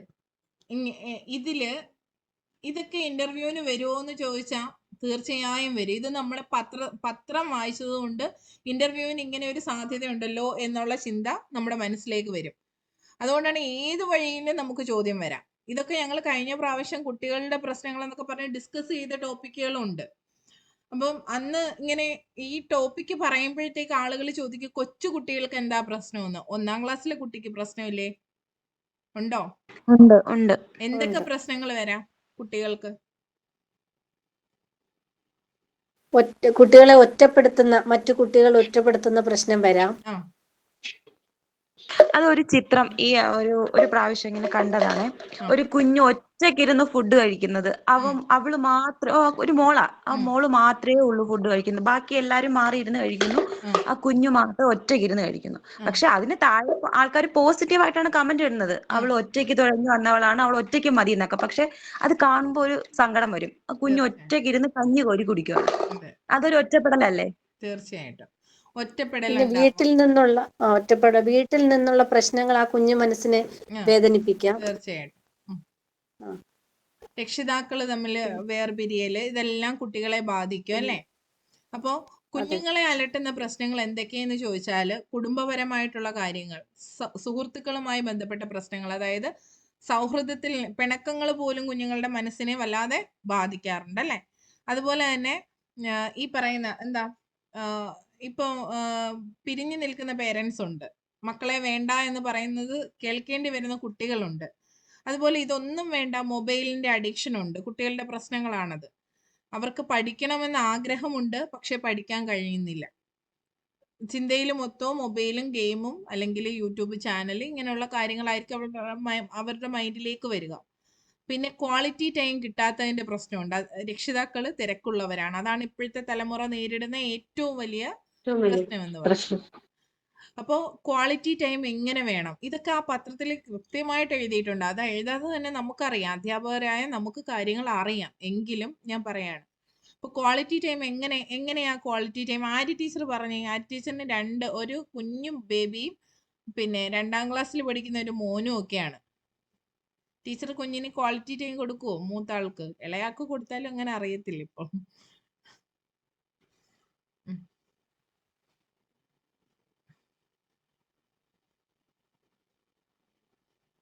അയ്യോ ടീച്ചർ പോയി. അല്ല, പല പേരൻസും ഇപ്പൊ നമ്മൾ എന്തെങ്കിലും ഒരു ടീച്ചറെ സ്ട്രെസ് മോൻ ഇതിന്റെ പറഞ്ഞോളൂ. ഇടയ്ക്ക് ആര്യ ടീച്ചർ പറഞ്ഞേ. ടീച്ചറെ ക്വസ്റ്റ്യൻ ഒന്നും കൂടെ ഒന്ന് പറഞ്ഞില്ല. ഇതിന്റെ ഇടയിൽ ഇവിടെ മോൻ ഇതിന്റെ ഇടയ്ക്ക് വന്ന് ഞാനത് അങ്ങോട്ടായി പോയി ശ്രദ്ധ. അത് സാരമില്ല, അവനോട് അവിടെ വന്ന് ഇരിക്കാൻ പറ, അല്ലെങ്കിൽ എന്തെങ്കിലും അവന് ഇഷ്ടമുള്ള എന്തെങ്കിലും ചെയ്യാൻ പറ. അവൻ അവിടെ ഞാൻ വന്ന് അകത്തോട്ടൊക്കെ ഇരുന്നാലും കുഴപ്പമൊന്നുമില്ല. അത് അതിന്റെ വഴിക്ക് നടക്കട്ടെ. ക്വാളിറ്റി ടൈം കൊടുക്കാറുണ്ടോ കുട്ടികൾക്ക്? 2 കുഞ്ഞുങ്ങളല്ലേ? അതെ അതെ അപ്പം മൂത്ത ആൾക്ക് ക്വാളിറ്റി ടൈം കൊടുക്കാറുണ്ടോ? എങ്ങനെയാണ്? കൂടുതലായിട്ട് ഈ മൊബൈലൊക്കെ അഡിഷൻ ഉണ്ട് അവനും മോനും. ആ, അപ്പൊ അതൊക്കെ പറഞ്ഞ് മനസ്സിലാക്കുന്നുണ്ട് ഇപ്പം. ആ, നിലവിൽ അതിനേക്കാളും ഇപ്പം കൂടുതൽ ചിത്രരചനയ്ക്കും ഉം. പിന്നെ അതുപോലെ പെൻസിൽ ഡ്രോയിങ്ങിനും ഒക്കെ ഞാൻ കൂടുതൽ ഇത് ചെയ്യുന്നുണ്ട്. പിന്നെ അതുപോലെ തന്നെ ഈ കളർ ബുക്ക് ഇത് ചെയ്യുന്നുണ്ട്. ഏത് അങ്ങനെയുള്ളതൊക്കെ ചെയ്യുന്നുണ്ട്? അല്ല ആക്ടിവിറ്റീസ് പ്രവർത്തനങ്ങൾ കൂടുതലായിട്ട് ആ, അവനെ കൊണ്ട് ചെയ്യാൻ ശ്രമിപ്പിക്കുന്നുണ്ട്. ആ. ക്വാളിറ്റി ടൈം എന്ന് പറയുമ്പോൾ രക്ഷിതാവ് കുട്ടിയോട് കുട്ടിയുടെ ചെലവഴിക്കുന്ന കൂടെ സമയം. സമയമാണ്. അതെ, നമ്മൾ അതെ. ആ ടൈമില് ഒരിക്കലും അവരെ ഉപദേശിക്കാനോ അവരെ കൊണ്ട് മറ്റെന്തെങ്കിലും കാര്യങ്ങൾ ചെയ്യിപ്പിക്കാനോ ശ്രമിക്കുന്നതല്ല. മറിച്ച് അവരുടെ കൂടെ ഇരുന്ന് അവരെ കേൾക്കാനും അവരുടെ കൂടെ കളിക്കാനും അവരെ സന്തോഷിപ്പിക്കാനുമുള്ള സമയമാണ്. അവിടെ വർക്കുകളെ വരരുത്.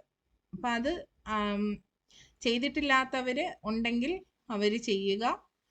ഇനി നമ്മളോട് ചോദിച്ചാ നമുക്ക് മറുപടി. സ്കൂള് വിട്ട് വന്നാലും കുറച്ച് സമയം ഇപ്പൊ കുഞ്ഞു ബേബി ഉണ്ടെങ്കിൽ പോലും മോളെ കാര്യങ്ങള് നിന്നാൽ പോലും ഞാൻ അവന്റെ കാര്യങ്ങൾ ആദ്യമേ കേൾക്കും. സ്കൂളിൽ എന്തൊക്കെയാണ് കാര്യങ്ങളൊക്കെ അവൻ പറയും.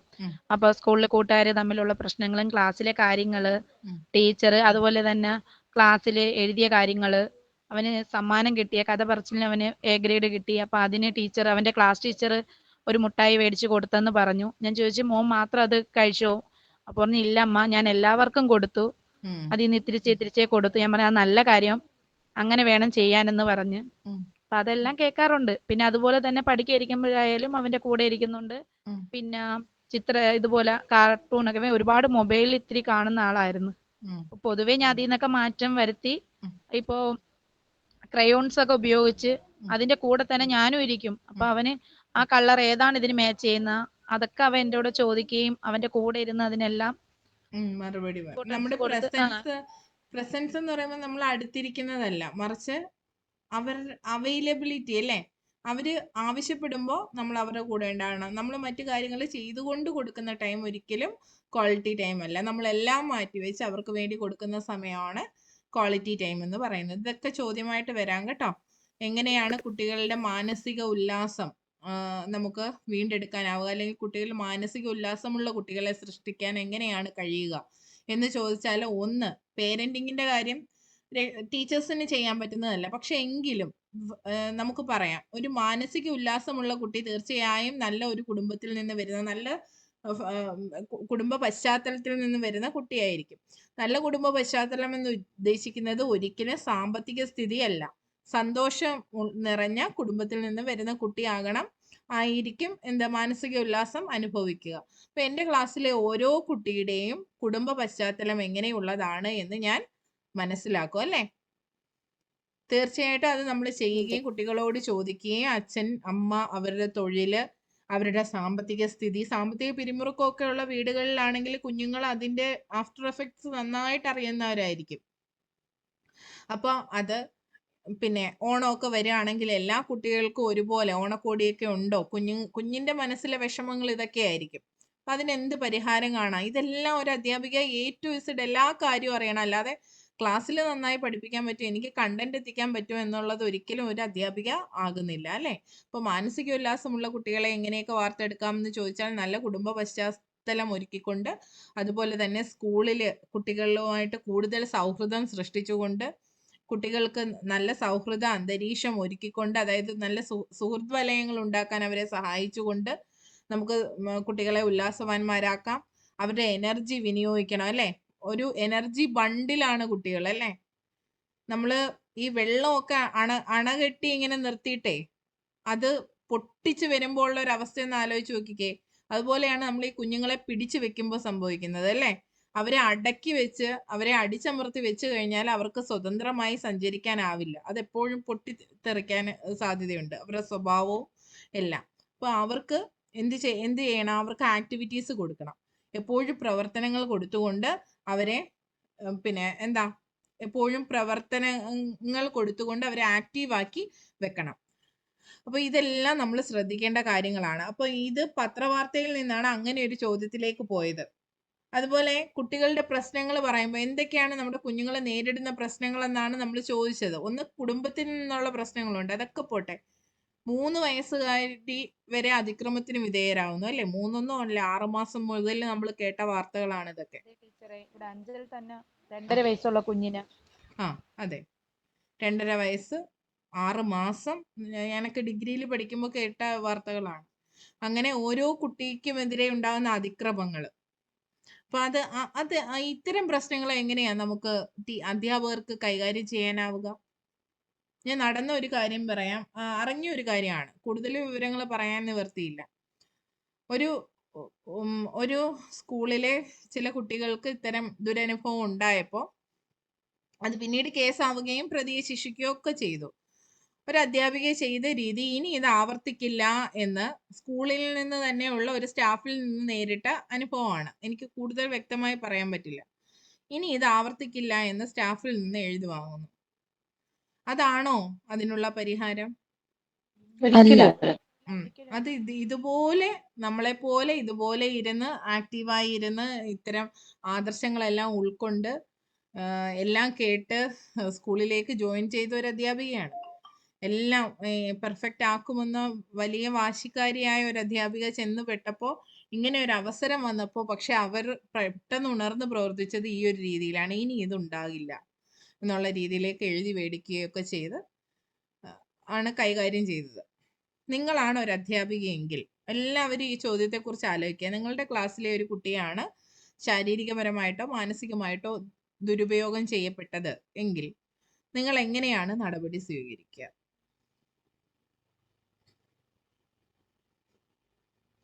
ഇപ്പൊ ഇവിടെ നിന്ന് പറയാനൊക്കെ ബന്ധപ്പെട്ട അധികാരികളെ അറിയിക്കുകയും വീട്ടിൽ അറിയിക്കുകയും ശിക്ഷ കിട്ടാമോ അത് മേടിച്ചു കൊടുക്കുക.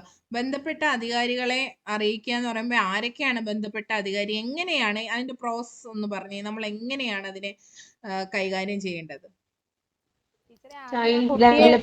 നല്ല രീതിയിൽ സംസാരിക്കും, കാര്യം എന്താണ് എങ്ങനെയാണ് എന്നുള്ള കാര്യങ്ങൾ വ്യക്തമാക്കി മനസ്സിലാക്കിയതിന് ശേഷം നല്ലപോലെ ആലോചിച്ചു വേണം മുമ്പോട്ട് ചിന്തിക്കാൻ.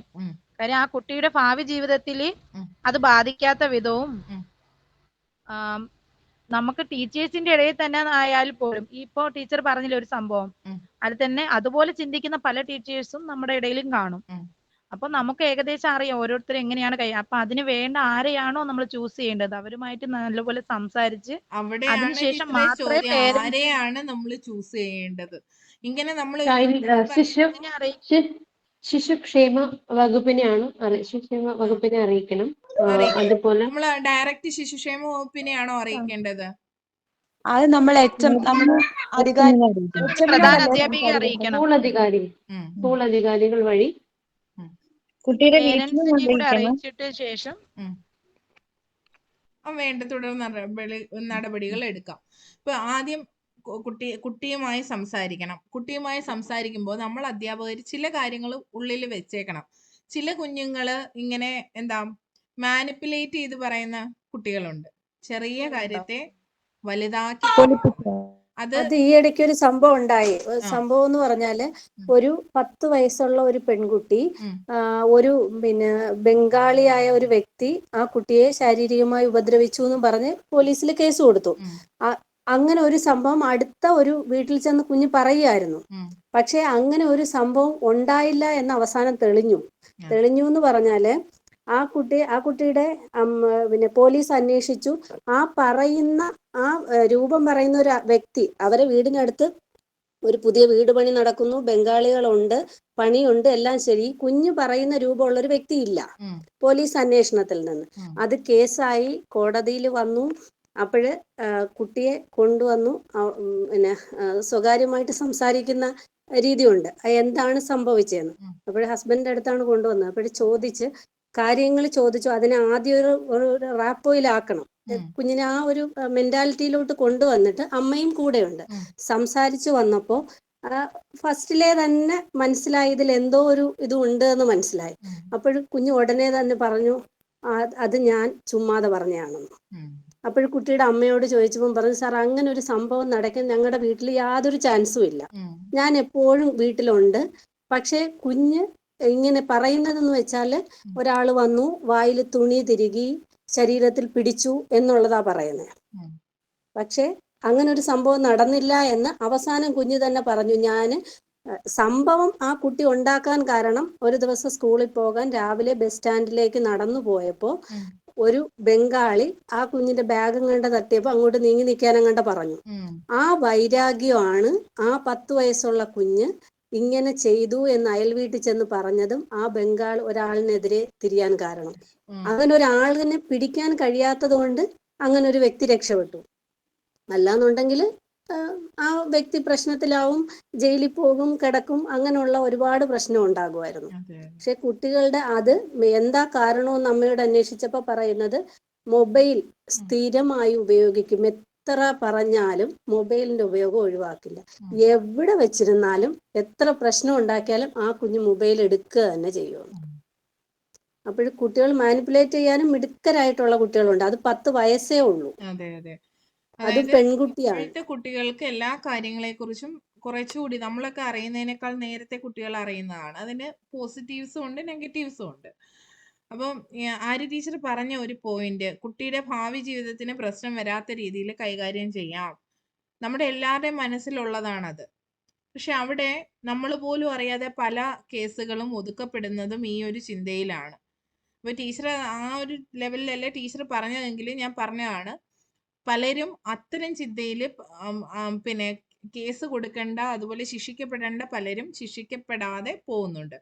അപ്പോൾ ഇത്തരം ഒരു കേസ് നമ്മുടെ കുട്ടികൾക്കാണ് ഉണ്ടാകുന്നതെങ്കിൽ അത് കുടുംബത്തിൽ നിന്നല്ല എങ്കിൽ, അതായത് ഇപ്പോൾ അച്ഛനും അമ്മയും ഒക്കെ ഉള്ള വീട്ടിൽ തന്നെയാണെങ്കിലും ഏറ്റവും അടുത്ത ബന്ധുക്കൾ തന്നെ ചെയ്യുന്നുണ്ട്, അതായത് രക്ഷിതാക്കൾ തന്നെ അല്ലേ, അങ്ങനെ തന്നെ ചെയ്യുന്നുണ്ട്, അല്ലെങ്കിൽ രണ്ടാനച്ഛൻ, ഇങ്ങനെയൊക്കെ ഉണ്ട്. ഇങ്ങനെയുള്ള വിഷയങ്ങളിൽ നമ്മൾ കൂടുതൽ ശ്രദ്ധ കൊടുക്കണം. അതല്ലാത്തിടത്ത് പേരൻസിന്റെ സപ്പോർട്ട് കിട്ടുന്ന ഇടമാണെങ്കിൽ തീർച്ചയായും പേരൻസുമായിട്ട് സംസാരിക്കണം. അതോടൊപ്പം തന്നെ അടുത്ത ലെവൽ എന്ന് പറഞ്ഞാൽ പ്രധാനാധ്യാപികയെ അറിയിക്കുക. ഒരു അധ്യാപികയുടെ ജോലി ഇത്രയുമാണ്. ബാക്കി കാര്യങ്ങൾ പ്രധാനാധ്യാപികയാണ് ബാക്കി നടപടികൾ എടുക്കേണ്ടത്. ഇൻ കേസ് പ്രധാനാധ്യാപിക ഇതിൽ യാതൊരു താല്പര്യവും കാണിക്കുന്നില്ല എന്നുണ്ടെങ്കിൽ ഫർദർ ആയിട്ടുള്ള കാര്യങ്ങളിലേക്ക് നമ്മൾ ഇടപെട്ടേ മതിയാവും. നമ്മൾ എന്ത് ചെയ്യണം, അത് കേസ് ആകുന്നത് വരെ അതിന്റെ പുറകെ ഉണ്ടാവുകയും കുട്ടികൾക്ക് വേണ്ട മെന്റൽ സപ്പോർട്ട് ആദ്യം കൊടുക്കുക. അതിനുശേഷം അതിന് വേണ്ട എല്ലാ ലീഗലി ഉള്ള സപ്പോർട്ടും എല്ലാം ഒരുക്കി കൊടുക്കേണ്ടത് നമ്മുടെ കടമ തന്നെയാണ്. നമ്മുടെ മുന്നിലിരിക്കുന്ന കുഞ്ഞുങ്ങൾ തീർച്ചയായും സുരക്ഷിതരായിരിക്കണം, അല്ലേ? അപ്പോൾ നമ്മുടെ ജോലി എന്ത് കാര്യവും ആദ്യം നമ്മൾ അറിയിക്കേണ്ടത് രക്ഷിതാവിനെയും പ്രധാനാധ്യാപികയുമാണ്. ബാക്കി ജോലി ചെയ്യേണ്ടത് പ്രധാനാധ്യാപികയാണ്. എഡ്യൂക്കേഷൻ ഡിപ്പാർട്ട്മെന്റ്, ബാലാവകാശ കമ്മീഷൻ എന്നുള്ള നിലയിലേക്ക് ഇതിനെ കൊണ്ടുപോകേണ്ടത് അവർ തന്നെയാണ്.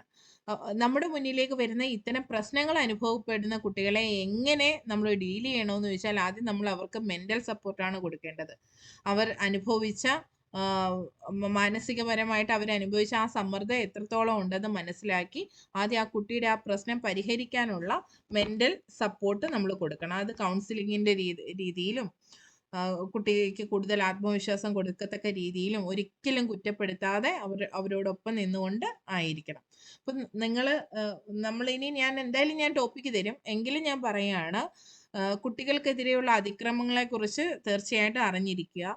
അതിനെതിരെ നടക്കുന്ന നിയമ നടപടികളെ കുറിച്ച് അറിഞ്ഞിരിക്കുക. ചൈൽഡ് ലൈനിന്റെ നമ്പേഴ്സ് കാണാതെ പഠിച്ചു വെച്ചേക്കുക. അതുപോലെ ലഹരി ഉപയോഗത്തിനെതിരെയുള്ള വിമുക്തി, അങ്ങനെയൊക്കെ ഉള്ള ഓരോ പദ്ധതികളുണ്ടല്ലോ. ഇങ്ങനെയുള്ള പദ്ധതികളെ കുറിച്ച് അതിന്റെ നമ്പേഴ്സ് എവിടെയൊക്കെയാണ് പറയേണ്ടത്, അറിയിക്കേണ്ടത്, ഈ നമ്പേഴ്സ് ഒക്കെ ഒന്ന് ജസ്റ്റ് പഠിച്ചു വെക്കണം. ഇതെല്ലാം നിങ്ങൾക്ക് തരും, എങ്കിലും ഞാൻ പറയുകയാണ്, ഇൻ കേസ് വിട്ടുപോയാൽ എന്നുള്ളത് കൊണ്ട് നിങ്ങളോട് പറഞ്ഞതാണ്. ഇപ്പൊ പത്രവാർത്തയിലൂടെയാണ് കടന്നുപോയത്. അതുപോലെ മണിപ്പൂർ പ്രശ്നം, മണിപ്പൂര് വീണ്ടും ആളിക്കത്തിക്കൊണ്ടിരിക്കുക. കെട്ടതൊന്നുമില്ല, ഇടയ്ക്കൊന്ന് അനക്കമൊന്നും ഇല്ലായിരുന്നു. പക്ഷെ ഇപ്പൊ നമ്മൾ പത്രം നോക്കുമ്പോൾ എല്ലാ ദിവസവും ഉണ്ട്. അപ്പം മണിപ്പൂർ വിഷയം വളരെ പ്രാധാന്യത്തോടു കൂടി അതിന്റെ റൂട്ട് മനസ്സിലാക്കി നമ്മൾ എടുക്കണം. അത് നമ്മൾ ഒരു ദിവസം ടോപ്പിക്കായിട്ട് തരികയും നിങ്ങളിലേക്ക് കൂടുതൽ കാര്യങ്ങൾ എത്തിക്കുകയും ചെയ്യും കേട്ടോ. ഇപ്പൊ ഈ സെക്ഷനുകളിൽ നമ്മൾ എവിടെയൊക്കെ കടന്നു പോകണമെന്ന്, ഇന്റർവ്യൂവിന് എത്തരത്തിൽ ചോദ്യം വരും, എങ്ങനെ മറുപടി പറയണം, ഈ കാര്യങ്ങളാണ് നിങ്ങൾക്ക് കൂടുതലും ആദ്യം തരുന്നത്.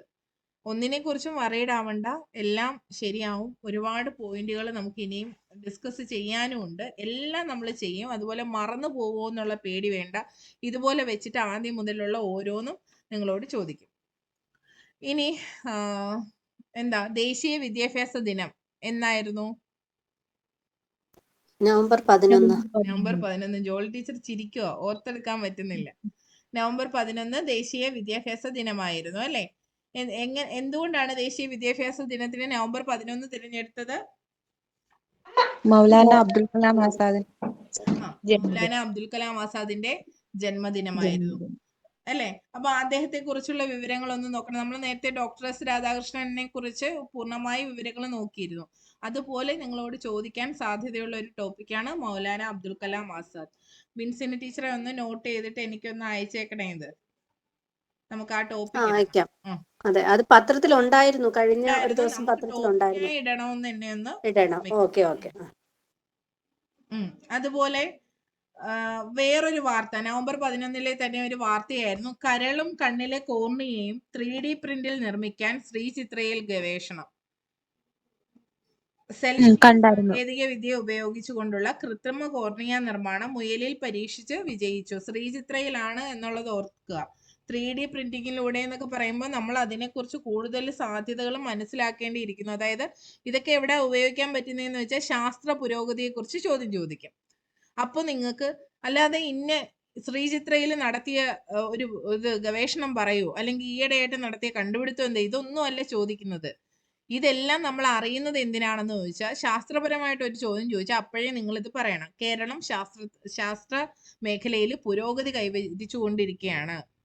മറ്റ് രാജ്യങ്ങളിൽ നമ്മളെക്കാൾ വികസിതമായ രാജ്യങ്ങളിൽ പോലും കണ്ടുപിടിക്കാത്ത കാര്യങ്ങളാണ് ഇപ്പോൾ കേരളത്തില് ഗവേഷണങ്ങൾ നടത്തി തെളിയിച്ചു കൊണ്ടിരിക്കുന്നത് എന്ന് പറഞ്ഞിട്ട് നമുക്കിത് പറയാം.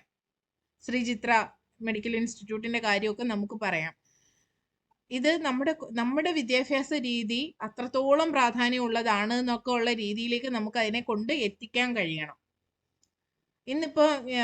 ഇന്ന് ഞാൻ എൻ്റെ മകന്റെ സ്കൂളിലേക്ക് പോയിരുന്നു. ഉച്ചയ്ക്ക് മകന്റെ സ്കൂളിലേക്ക് പോയപ്പോൾ ഞാൻ പോയ ഓട്ടോയിൽ കയറിയ ഒരു എനിക്ക് പരിചയമുള്ള ഒരു ചേച്ചി ഉണ്ടായിരുന്നു. അപ്പൊ ചേച്ചി ചോദിച്ച, മോൻ എവിടാ, ശബരിഗിരിയിലാണോ?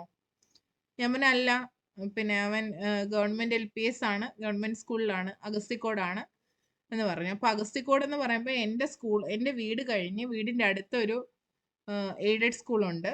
അത് കഴിഞ്ഞ് പിന്നീട് അടുത്ത് 2-3 ഗവൺമെന്റ് LPS ഉണ്ട്. ഇതെല്ലാം കഴിഞ്ഞിട്ടാണ് ഞാൻ ഈ പറയുന്ന സ്കൂളിലേക്ക് മകനെ വിടുന്നത്. അപ്പൊ അതെന്തുകൊണ്ട് എന്ന് ചോദിച്ചാൽ അവിടെ 2-3 കാര്യങ്ങളുണ്ട്. നമ്മളത് മനസ്സിലാക്കണം. നമ്മൾ PSC ഉദ്യോഗാർത്ഥിയാണ്. നിങ്ങളോട് തീർച്ചയായും മാരീഡ് ആണെങ്കിൽ ചോദിക്കും, മക്കൾ ഏത് സ്കൂളിലാണ് പഠിക്കുന്നതെന്ന്.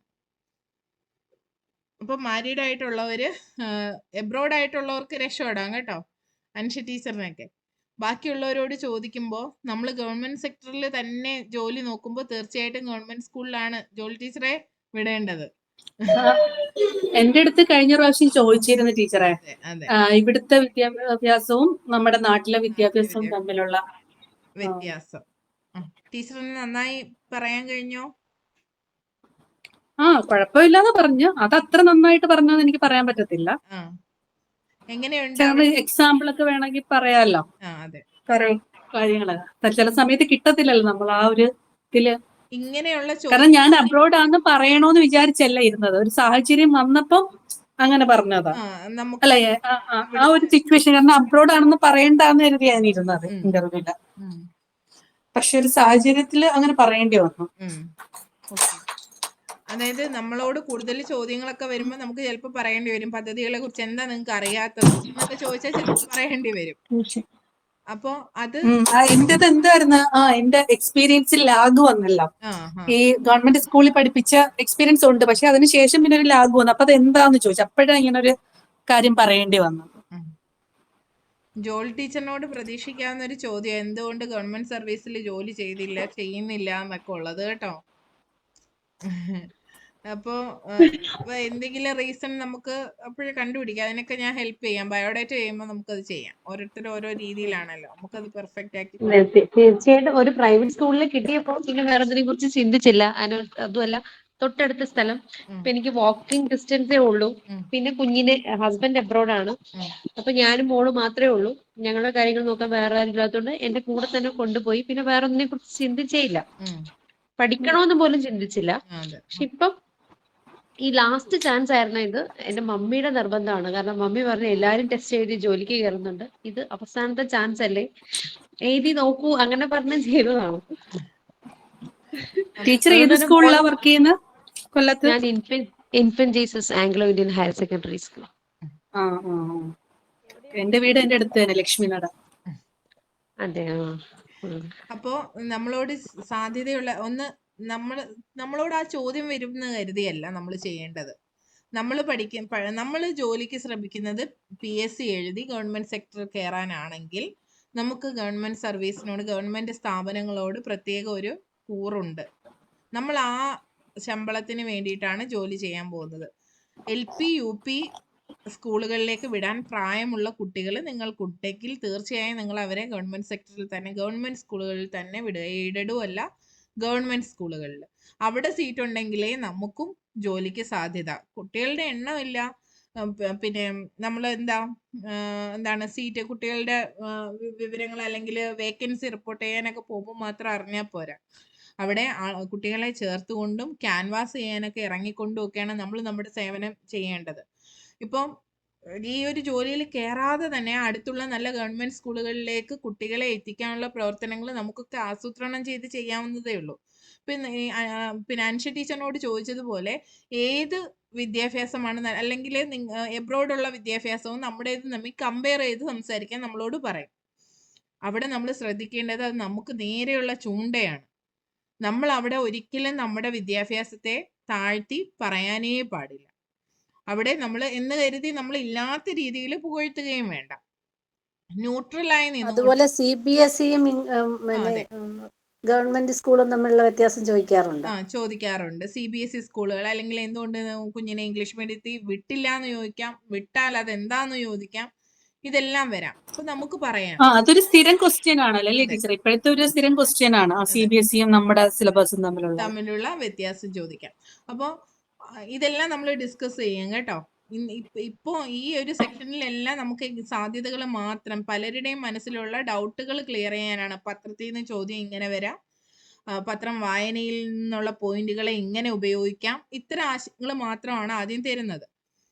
അപ്പോൾ ഇപ്പൊ നിങ്ങളോട് ചോദിക്കുകയാണ് ഇങ്ങനെ എബ്രോഡും ഇവിടുത്തെയും വിദ്യാഭ്യാസം തമ്മിലുള്ള വ്യത്യാസം ചോദിക്കുകയാണെങ്കിൽ നമുക്ക് പറയാം, തീർച്ചയായും നമ്മുടെ വിദ്യാഭ്യാസ രീതി മറ്റു രാജ്യങ്ങൾ പോലും അനുകരിക്കത്തക്ക രീതിയിലുള്ളതാണ്. നമ്മൾ പറഞ്ഞു, പിന്നെ ഫിൻലൻഡിന്റെ വിദ്യാഭ്യാസ മാതൃക എന്ന് പറയുന്ന പുസ്തകത്തെ കുറിച്ച് ഞാൻ പറഞ്ഞിരുന്നു.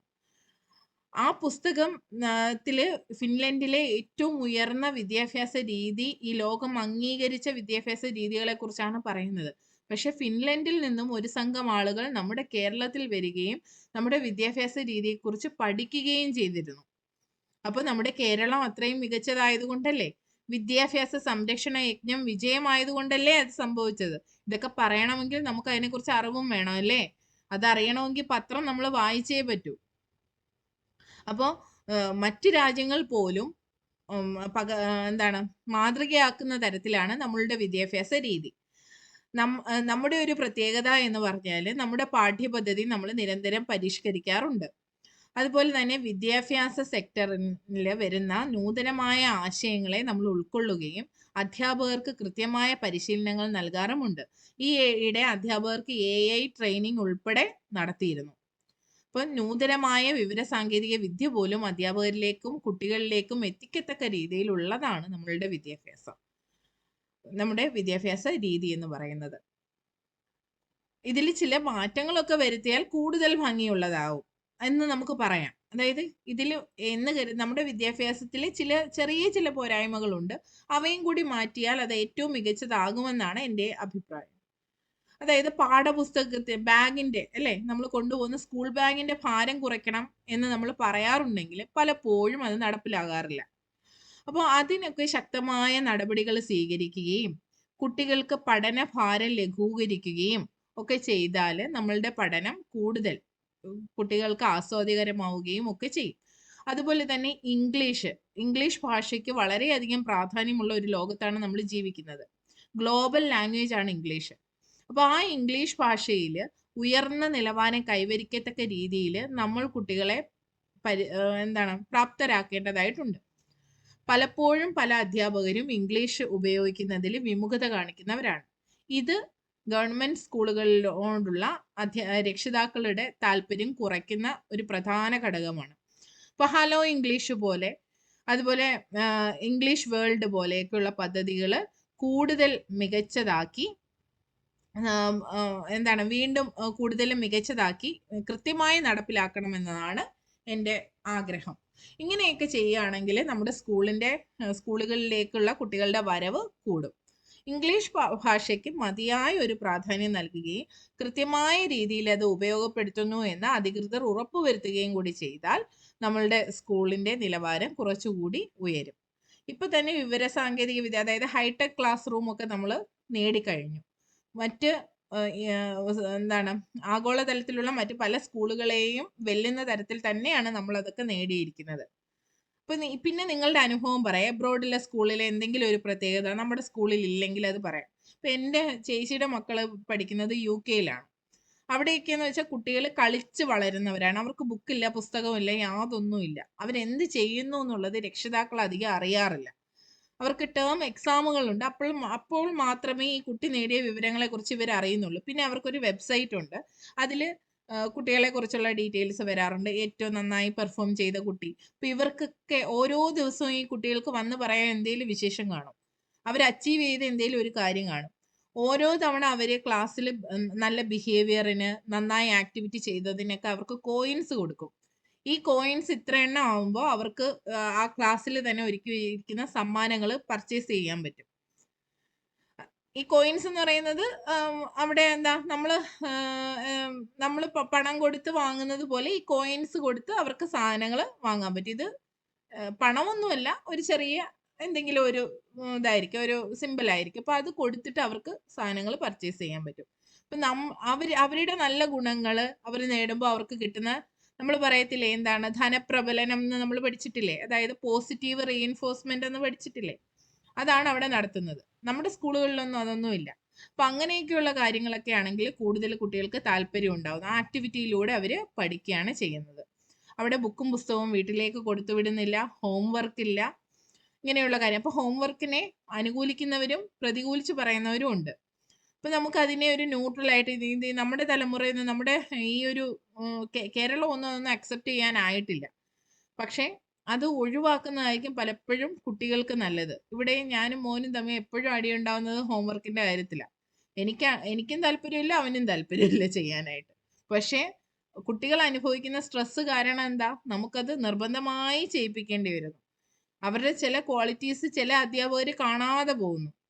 അവര് നോക്കുന്നത് നന്നായി നീറ്റ് എഴുതുന്നത്, അല്ലെങ്കിൽ പിന്നെ ഡിറ്റേഷനിൽ മാർക്ക് മേടിക്കുന്നത് മാത്രമാണ്. ഈ സിസ്റ്റമൊക്കെ മാറ്റണം അല്ലേ? ഇതൊക്കെയാണ് നമുക്ക് പറയാനുള്ള നിർദ്ദേശം.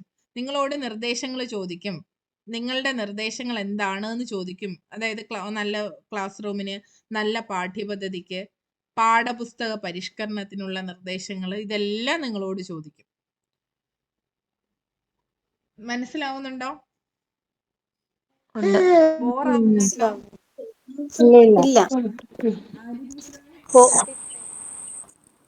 ഹോംവർക്ക് നല്ലതാണോ, ആവശ്യമുള്ളതാണോ എന്നുള്ളൊരു ക്വസ്റ്റ്യൻ തന്നെ ചോദിക്കാറുണ്ട്. അതെ, ചോദിക്കാറുണ്ട്. അത് ആ പാഠഭാഗം. പക്ഷെ നമ്മൾ തുടർ പ്രവർത്തനമായിട്ട് നമ്മൾ കൊടുക്കാറുണ്ടല്ലോ. ഹോംവർക്ക് എന്നല്ല അതിന്റെ അർത്ഥം, എന്നാലും തുടർ പ്രവർത്തനം എന്നുള്ള രീതിയിൽ നമ്മൾ ടീച്ചിങ് മാനുവലിൽ മെൻഷൻ ചെയ്യാറുണ്ടല്ലോ. അതെ, അത് അതിന്റെ ഒരു പ്രോസസ്സാണ്. എന്നിട്ട് പറയുകയും ചെയ്യും നമ്മൾ ഹോംവർക്ക് അധികം കൊടുക്കരുതെന്ന്. എന്നാൽ ടീച്ചിങ് മാനുവൽ അതാണ് വിരോധാഭാസമാണ് പലതും. നമുക്ക് തന്നെ എന്ത് വേണമെന്ന് അറിയാത്തൊരു രീതിയിലാണ് കാര്യങ്ങൾ പോകുന്നത്. എന്നാൽ ഇപ്പോൾ ഉള്ള സംയുക്ത ഡയറി നല്ലതാണ്, സചിത്ര ബുക്ക് നല്ലതാണ്. പക്ഷെ അത് എങ്ങനെ നടപ്പിലാക്കണമെന്നുള്ളതാണ് പ്രശ്നം. സചിത്ര ബുക്ക് നല്ലൊരു അതെന്താ ആശയമാണ്. അതെന്താ ടീച്ചറെ സംയുക്ത ഡയറി എന്ന് വെച്ചാൽ എന്താ സംഭവം? ആ അതെ, അത് അവിടെ ആയതുകൊണ്ട് അറിയാത്തത്. സംയുക്ത ഡയറി ജോളി ടീച്ചറിനും അറിയൂല, അറിയാമോ? സംയുക്തം എന്ന് പറഞ്ഞാൽ കൂടിച്ചേർന്നല്ലേ, അതായത് അമ്മയും അതെ. കുട്ടിയും കൂടെ കൂടിച്ചേർന്നിട്ട് എഴുതുന്നതാണ് സംയുക്ത ഡയറി എന്ന് കരുതി അമ്മ പറഞ്ഞു കൊടുത്ത് കുട്ടി എഴുതുക എന്നല്ല. 1-ാം ക്ലാസ്സിലൊക്കെ സ്വന്തമായിട്ട് എഴുതുന്നു. ആ ഒന്നിലൊക്കെ നമ്മൾ എന്ത് ചെയ്യും, അമ്മയുടെ സഹായം കൂടെ കുട്ടിക്ക് അറിയാവുന്ന കാര്യങ്ങൾ കുട്ടി എഴുതും. ഇപ്പൊ ഒരു അക്ഷരം ഒന്നിൽ എല്ലാ അക്ഷരവും കുട്ടി നേടത്തില്ല, അക്ഷരവും ചിഹ്നവും അറിയില്ല, അത് അമ്മ പേന വെച്ച് അല്ലെങ്കിൽ മറ്റൊരു നിറം വെച്ച് അമ്മ എഴുതും. ആ അക്ഷരം മാത്രം എഴുതി കൊടുക്കും, ബാക്കി കുട്ടിക്ക് അറിയാവുന്ന അക്ഷരങ്ങളും ചിഹ്നങ്ങളും ആ കുട്ടി എഴുതും. അതുകൊണ്ടാണ് അതിനെ സംയുക്ത ഡയറി എന്ന് പറഞ്ഞത്. അങ്ങനെ തുടങ്ങുന്ന ഡയറി ആ ഒരു അധ്യയന വർഷം കഴിയുമ്പോഴത്തേക്ക് കുട്ടി സ്വയം എഴുതാൻ പ്രാപ്തരാകും. അതായത് ഓരോ ദിവസവും ഇത് സംഭവിക്കുകയാണ്. എനിക്ക് ഓർമ്മയുണ്ട്, ഇവിടെ എൻ്റെ മോന്റെ പേര് ശ്രേയസ് എന്നാണ്. അപ്പൊ അവൻ എഴുതി തുടങ്ങിയപ്പോൾ അവന് ദ എന്ന അക്ഷരം, ഞാൻ അവനെ അക്ഷരങ്ങൾ പഠിപ്പിച്ചിട്ടില്ല കേട്ടോ, അക്ഷരമാലയെ പഠിപ്പിച്ചിട്ടില്ല, ഞാനും പഠിച്ചിട്ടില്ല. ഞാൻ DPP പഠിച്ച ആളാണ്. എന്നെ പഠിപ്പിച്ച രീതിയിൽ തന്നെയാണ് അവനെയും ഞാൻ പഠിപ്പിച്ചിട്ടുള്ളത്. അക്ഷരം ആ ഈന്നോ കാക്ക ഗാഖങ്ങ ആ രീതിയിലോ പഠിപ്പിച്ചിട്ടില്ല. ഞാൻ എൻ്റെ എന്താണ് നമ്മുടെ വിദ്യാഭ്യാസത്തെ അത്രയധികം ബഹുമാനിക്കുകയും അത്രയും വിശ്വസിക്കുകയും ചെയ്യുന്ന ആളാണ്. അതുകൊണ്ട് അതേ രീതിയിൽ തന്നെയാണ് പഠിപ്പിച്ചു പോയത്. അപ്പൊ അവനിങ്ങനെ ദാ എഴുതാൻ എല്ലാ ദിവസവും, അമ്മ ദിവസത്തിന്റെ ദാ ഏതാ ഇങ്ങനെ ചോദിക്കും. അങ്ങനെ 2-3 ദിവസം ദിവസത്തിന്റെ ദാ എഴുതി കൊടുത്തപ്പോഴത്തേക്ക് പിന്നെ ഇങ്ങോട്ട് ചോദിക്കും, എന്തേലും ദാ വരും, ദീപം ഇപ്പൊ എഴുതണം, അമ്മ ദിവസത്തിന്റെ ദായാന്നോ എന്നിങ്ങനെ ചോദിക്കും. ഇംഗ്ലീഷ് ഗായും അടിയിൽ നമ്മൾ ചിഹ്നം ഇടത്തില്ല, ഇംഗ്ലീ എന്ന് എഴുതണ്ടേ. അപ്പൊ അത് ഒരിക്കലും ഒന്നിലും ഒരു കുട്ടിയും പഠിക്കത്തില്ലായിരുന്നു. പഠിക്കോ? ഗ്ലാ എന്നൊക്കെ എഴുതത്തില്ല, ക്ലാസ്സിന്റെ ക്ലാ അങ്ങനെയൊന്നും കുട്ടി പഠിക്കുന്നില്ല അധികം. പക്ഷെ ഇത് നിരന്തരം സംയുക്ത ഡയറി എഴുതാൻ തുടങ്ങിയപ്പോൾ അറിയാത്ത അക്ഷരങ്ങൾ അമ്മ പേന വെച്ച് എഴുതുന്നു, അറിയുന്ന ചിഹ്നങ്ങൾ കുട്ടി എഴുതുന്നു. അപ്പൊ കുട്ടിയുടെ ഈ ചിഹ്നങ്ങൾ എന്നുള്ള പ്രശ്നം, ചിഹ്നമാണ് ഒരു കുഞ്ഞിന്റെ ഏറ്റവും വലിയ പ്രശ്നം. വള്ളി പുള്ളി എന്ന് പറയരുത്, ചിഹ്നങ്ങൾ മാറിപ്പോകുന്നത് അത് കുറഞ്ഞു. അവര് വാക്യങ്ങൾ എഴുതാൻ ശീലിച്ചു. വാക്യത്തിന്റെ ഒരു ഘടനയുണ്ടല്ലോ, ശരിയായ വാക്യങ്ങൾ രൂപീകരിക്കാൻ പഠിച്ചു. അതുപോലെ അക്ഷരങ്ങൾ പലതും ഉറച്ചു. ഇതൊക്കെ സംയുക്ത ഡയറിയുടെ പ്രത്യേകതയാണ്. സംയുക്ത ഡയറിയിൽ എഴുത്ത് മാത്രമല്ല, ചിത്രങ്ങളും ഉണ്ട്. അപ്പൊ ആദ്യം അവര് 1-2 വരിയിലാണ് വിശേഷങ്ങൾ എഴുതുക. സ്കൂളിൽ നടന്ന അവന്റെ മനസ്സിൽ പതിഞ്ഞ കാര്യങ്ങൾ എഴുതാനാണ് പറയുന്നത്, അല്ലാതെ ചെറിയ കുഞ്ഞുങ്ങള് ഒരുപാട് കാര്യങ്ങൾ എഴുതണമെന്നല്ല. ഇന്ന് എനിക്ക് അമ്മ ഐസ്ക്രീം വാങ്ങി തന്നു എന്നായിരിക്കും ചിലപ്പോൾ, സ്കൂളിൽ പോകുന്ന വഴി ഞാനൊരു പൂമ്പാറ്റയെ കണ്ടു എന്നായിരിക്കും, ചിലപ്പോൾ ഒരു പൂച്ച കരഞ്ഞോണ്ട് പോകുന്നത് കണ്ടു എന്നായിരിക്കും. അത് അവന്റെ ഇഷ്ടമാണ് എന്തെഴുതണമെന്നുള്ളത്. അപ്പൊ അങ്ങനെ 1-2 വരികളാണ് എഴുതുന്നത്. വരികൾ മാത്രമല്ല, അതുമായി ബന്ധപ്പെട്ട ചിത്രവും വരച്ച് അതിന് നിറം കൊടുക്കുന്നു. ചിത്രം വരയ്ക്കാനോ നിറം കൊടുക്കാനോ 1-ലെയും 2-ലെയും കുട്ടികൾക്ക് വളരെ ഇഷ്ടമാണ്. അപ്പോൾ അത് ഭംഗിയായി ചെയ്യുന്ന കുട്ടിക്ക് കൈക്ക് നല്ല വഴക്കം ഉണ്ടാവുന്നു ചിത്രരചനയിലൂടെ, നിറങ്ങളോടൊക്കെ താല്പര്യം വരുന്നു, ബുക്ക് വൃത്തിയായി സൂക്ഷിക്കാൻ. അവന്റെ സംയുക്ത ഡയറിയാണ് അവന്റെ ലോകം, അത് അവൻ നല്ല വൃത്തിയായിട്ട് സൂക്ഷിക്കും. അതുപോലെ അക്ഷരങ്ങൾ ഉറയ്ക്കും. ഇതിനൊക്കെ സംയുക്ത ഡയറി സഹായിക്കും. ഏറ്റവും ഒടുവിലേക്ക് വരുമ്പോൾ അവർ എഴുതുന്ന വരികളുടെ എണ്ണം സ്വയം കൂടും. ആദ്യം 1 വരിയിൽ 2 വരിയിൽ എഴുതി തീർത്ത കുട്ടി പിന്നീട് പാരഗ്രാഫുകൾ എഴുതാൻ തുടങ്ങി. പിന്നെ അമ്മ എഴുതുന്നത് കുറഞ്ഞു. അമ്മ എഴുതുന്നത് നമുക്ക് പ്രത്യേകം അറിയാൻ പറ്റുമല്ലോ, മറ്റൊരു നിറത്തിലാണല്ലോ എഴുതുന്നത്. അപ്പൊ അമ്മയുടെ എഴുത്ത് അവിടെ കുറഞ്ഞു. ചെറിയ സഹായത്തോടെ കുട്ടി തന്നെ സ്വയം എഴുതാൻ തുടങ്ങി. 2-ാം ക്ലാസ്സിലായപ്പോ ഇപ്പൊ അമ്മയുടെ എഴുത്തേ ഇല്ല, സഹായം മാത്രമേ ഉള്ളൂ. എന്തെങ്കിലും ഒരു തരത്തിൽ അവനൊരു സഹായം വേണ്ടി വന്നാൽ മാത്രം അമ്മ അത് ചെയ്യും. അപ്പോ അതിനെ വിമർശനങ്ങൾ ഉണ്ടായിരുന്നു, ഇത് രക്ഷിതാക്കൾക്കുള്ള പ്രവർത്തനമാണോ കുട്ടികൾക്കുള്ളതാണോ എന്ന്. രക്ഷിതാവ് തീർച്ചയായും കുട്ടിയുടെ പുരോഗമനത്തിന് കൂടെ നിൽക്കണമല്ലോ. അപ്പൊ അതിനെ ഒരു വലിയ ബേർഡനായിട്ട് കാണാതെ കുറച്ച് സമയം, ക്വാളിറ്റി ടൈം ഒക്കെ ഉണ്ടല്ലോ, ആ ഒരു ടൈമിൽ എന്തെങ്കിലും കുറച്ചൊരു സമയം കുഞ്ഞിന് വേണ്ടി ചെലവഴിക്കുക. അപ്പൊ ഈ സംയുക്ത ഡയറി 2-ാം ക്ലാസ്സിൽ ഇപ്പോൾ ചെയ്യുന്നത് അവർ തനിയെ എഴുതുകയാണ്. ചിലയിടത്തൊക്കെ സംയുക്ത ഡയറിയുടെ പ്രിന്റ് ഒക്കെ കൊടുത്തു. ഞങ്ങളുടെ സ്കൂളിൽ മോൻ പഠിക്കുന്നിടത്തൊന്നും കിട്ടിയിട്ടില്ല. ആര്യ ടീച്ചറിന്റെ അവിടെ കിട്ടിയോ? ഇല്ല.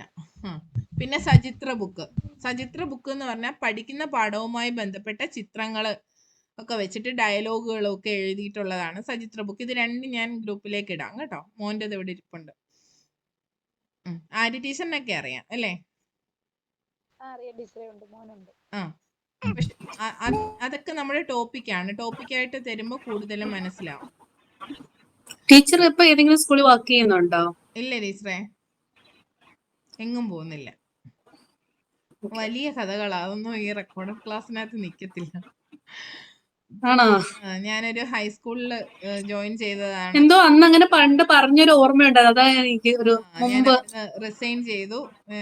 പിന്നെ എന്റെ ആഗ്രഹം ഇത് തന്നെയാണ്, അതുകൊണ്ട് അവിടെ റിസൈൻ ചെയ്തു. ഇങ്ങനെ ഇങ്ങനെ ഇതിന് PSC വിശ്വസിച്ച് ഇങ്ങനെ പോവുക, എന്താവോ എന്തോ. ഇത്തവണയെങ്കിലും ചിലപ്പോ ഇപ്പൊ ഭയങ്കര ടെൻഷൻ, സത്യം പറഞ്ഞ ആ ഒരു ടെൻഷൻ ഉണ്ട്. അപ്പൊ ഈ മൈൻഡ് അങ്ങോട്ട് ഇന്നൊക്കെ ഫുള്ള് ഡിപ്രഷനായിരുന്നു. അതൊന്നും ചിന്തിക്കരുത് ടീച്ചറെ. ഇതൊന്നും എന്തായാലും നമ്മുടെ കയ്യിലല്ല. എഴുതി അത് കഴിഞ്ഞു. ഡിപ്രഷൻ ഇല്ല എന്നൊന്നും ഞാൻ പറയത്തില്ല, എനിക്കും ഉണ്ടാവാറുണ്ട്. ഞാനെന്ന് പറഞ്ഞ ടീച്ചറെ ബോധം വന്ന അന്ന് മുതൽ ആഗ്രഹിക്കുന്നതാണിത്. അപ്പം ആ ചെറിയ നാള് തൊട്ട് ആഗ്രഹിക്കുന്ന ഒരു കാര്യമാണ്. അപ്പൊ നമ്മുടെ കൂടെയുള്ള പലരും അപ്പോ കണ്ട സ്വപ്നമായിട്ട് വന്ന കുറെ ആളുകളുണ്ട്.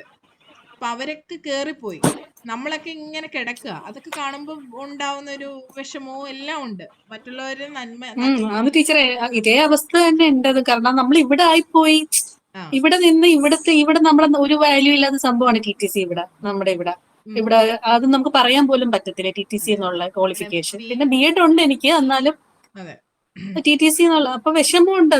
അത്രയായിട്ടും കേറാൻ പറ്റിയില്ലല്ലോ. എപ്പോഴും ഇവിടെ സ്ഥിരമല്ലല്ലോ ടീച്ചറെ, നമ്മൾ ഈ ഗൾഫിൽ നിൽക്കുന്നെന്ന് പറഞ്ഞ് നമുക്ക് അതിൻ്റെതായ ബുദ്ധിമുട്ടുകളും കാര്യങ്ങളും. എപ്പോഴും നാട്ടിലെ ഒന്ന് സേഫ് ആവാനാണ് എല്ലാവരും ശ്രമിക്കാറ്. ആഗ്രഹിക്കുന്നത്. എന്നെ സംബന്ധിച്ച് എനിക്ക് ഗവൺമെന്റ് സ്കൂളിൽ തന്നെ പഠിപ്പിക്കണമെന്നുള്ളതാണ് എന്റെ സ്വപ്നം. ടീച്ചർ ആവുക എന്നല്ലായിരുന്നു, വെറുതെ ഒരു ടീച്ചർ ആവുക എന്നല്ലായിരുന്നു. അന്നും അല്ല, ഇപ്പോഴും അതല്ല. ഗവൺമെന്റ് സ്കൂളിൽ തന്നെ ടീച്ചർ ആവുക എന്നുള്ളതായിരുന്നു ആഗ്രഹം. അതുകൊണ്ട് എനിക്ക് ആദ്യം ഞാൻ പറഞ്ഞ സ്കൂളിലും എനിക്ക് ഫിറ്റ് ആവാൻ പറ്റിയില്ല. കുഞ്ഞുങ്ങളുമായിട്ട് നല്ല അറ്റാച്ച്മെന്റ് ആണ്, വലിയ കുഞ്ഞുങ്ങളാണ്. അത് ഗവൺമെന്റ് സ്കൂൾ അല്ലായിരുന്നു, എയ്ഡഡ് അല്ലായിരുന്നു. ടീച്ചറെ ഗവൺമെന്റ് ആണെന്ന് ഇറങ്ങൂലല്ലോ, എയ്ഡഡാ. എയ്ഡഡ്.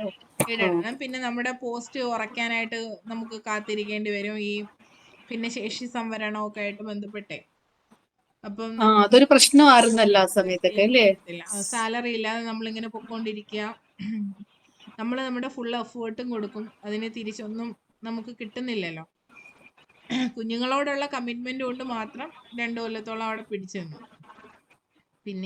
പിന്നെ അത് പറ്റത്തില്ല, നമുക്കൊരു വളർച്ച ഇല്ലാത്തടത്ത് ഭയങ്കര പാടാണ്.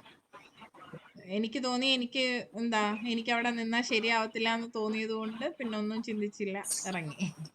അപ്പൊ അതാ ഞാൻ പറയാൻ വന്നത്, നമുക്ക് പറയാൻ പറ്റില്ല പിന്നെ എന്തായാലും നമ്മൾ എക്സാം എഴുതി കഴിഞ്ഞു. ഇനി നമ്മൾ എന്തൊക്കെ ചിന്തിച്ചാലും നടക്കാനുള്ളതേ നടക്കൂ. പിന്നെ ഇനി നമുക്ക് ചെയ്യാൻ പറ്റുന്നത് പോസിറ്റീവായിട്ട് നമ്മൾ മെയിൻ ലിസ്റ്റിൽ തന്നെ ആയിരിക്കുമെന്ന് സ്വപ്നം കാണുക, അത് തന്നെ ചിന്തിക്കുക. നമ്മൾ അത്ര തീവ്രമായിട്ട് സംശയമില്ലാതെ ആഗ്രഹിക്കുന്ന കാര്യങ്ങൾ നടക്കും.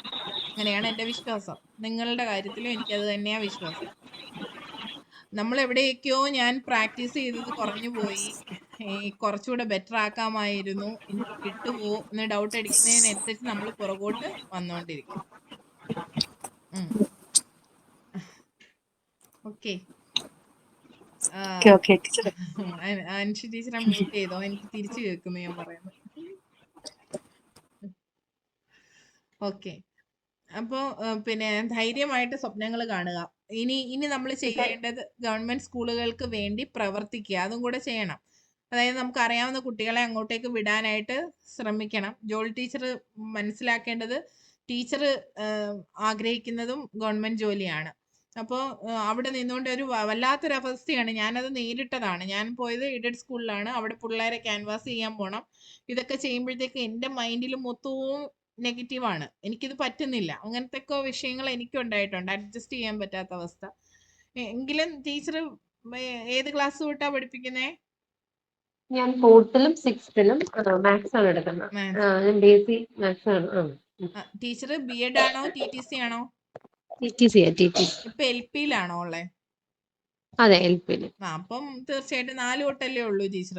1 തൊട്ട് 4 വരെയുള്ള പിള്ളേരെ അങ്ങോട്ട് ഗവൺമെന്റ് സ്കൂളൊക്കെ ഉണ്ടെങ്കിൽ അങ്ങോട്ടേക്ക് പറഞ്ഞു വിടുക, പിന്നെ അതൊക്കെ ചെയ്യുക. നമ്മളോട് ഞാൻ എഴുതിയിരിക്കുന്നത് ഇടുക്കിയിലാണ്, ടെസ്റ്റ് എഴുതിയിരിക്കുന്നത് ഇടുക്കിയിലാണ്. ബാക്കി എല്ലാ ടീച്ചേഴ്സും ഇപ്പൊ ഇരിക്കുന്ന ടീച്ചേഴ്സ് എല്ലാവരും കൊല്ലം, ട്രിവാൻഡ്രം ആണോ?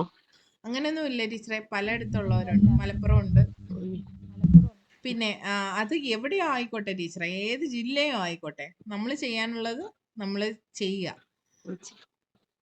പിന്നെ നമുക്ക് പറയാൻ പറ്റണം. ഇന്റർവ്യൂ ബോർഡിന്റെ മുമ്പിൽ എന്തെങ്കിലുമൊക്കെ പറയാൻ പറ്റണം. എനിക്കിത് മനസ്സിലായ അന്ന് മുതൽ ഞാൻ കുട്ടികളെ ഗവൺമെന്റ് സ്കൂളിലേക്ക് വിടാനായിട്ട് പ്രോത്സാഹിപ്പിക്കുകയും ഞാൻ അതിന് ചെയ്യുകയൊക്കെ ചെയ്യുന്നുണ്ടെന്ന്. അവിടെ ഇരുന്ന് കള്ളം പറഞ്ഞ് അത് പിടിക്കപ്പെടും. കള്ളം പറയാതെ നമ്മൾ സേവനങ്ങളിലൂടെ അത് തെളിയിക്കുക. നമുക്ക് പറ്റുന്ന ചില കാര്യങ്ങളുണ്ട്. നമുക്ക് നല്ല കോണ്ടാക്ട്സ് ഉണ്ടാവും. ഗവൺമെന്റ് സ്കൂളുകളിൽ ക്ലാസ്സുകൾ എടുക്കാം, ഫ്രീ ആയിട്ട് ക്ലാസ്സുകൾ എടുക്കാം. അങ്ങനെ ഒരുപാട് കാര്യങ്ങൾ നമുക്ക് ചെയ്യാൻ പറ്റും സേവനാടിസ്ഥാനത്തിൽ. അപ്പോൾ അങ്ങനെയൊക്കെ എന്തെങ്കിലുമൊക്കെ പ്രവർത്തനങ്ങൾ. അപ്പോൾ ഇനി നിങ്ങൾ നന്നായി പ്ലാൻ ചെയ്യണം. ഇനിയുള്ള സമയം ഒന്ന് നിങ്ങളുടെ ഹോബി ക്രിയേറ്റ് ചെയ്യുന്നതിനകത്ത് പ്ലാൻ ചെയ്യണം. നന്നായിട്ട് എന്ത് പറഞ്ഞാലായിരിക്കും എനിക്ക് അവിടെ നല്ലൊരു ഇംപ്രഷൻ കിട്ടുക. ആ ഹോബി ഉണ്ടാക്കിയെടുക്കാൻ ഇനി അധികം സമയമൊന്നും വേണ്ട. എന്തായാലും നിങ്ങളുടെ മുമ്പിൽ 2 മാസത്തോളം ഉണ്ട്, 2-3 മാസത്തോളം നിങ്ങളുടെ മുമ്പിലുണ്ട്. ഇനിയാണെങ്കിലും നല്ലൊരു ഹോബിയെ ക്രിയേറ്റ് ചെയ്ത് എടുക്കാവുന്നതാണ്. ആര്യ ടീച്ചറെ മോനെ ഒന്ന് വിളിച്ചേ.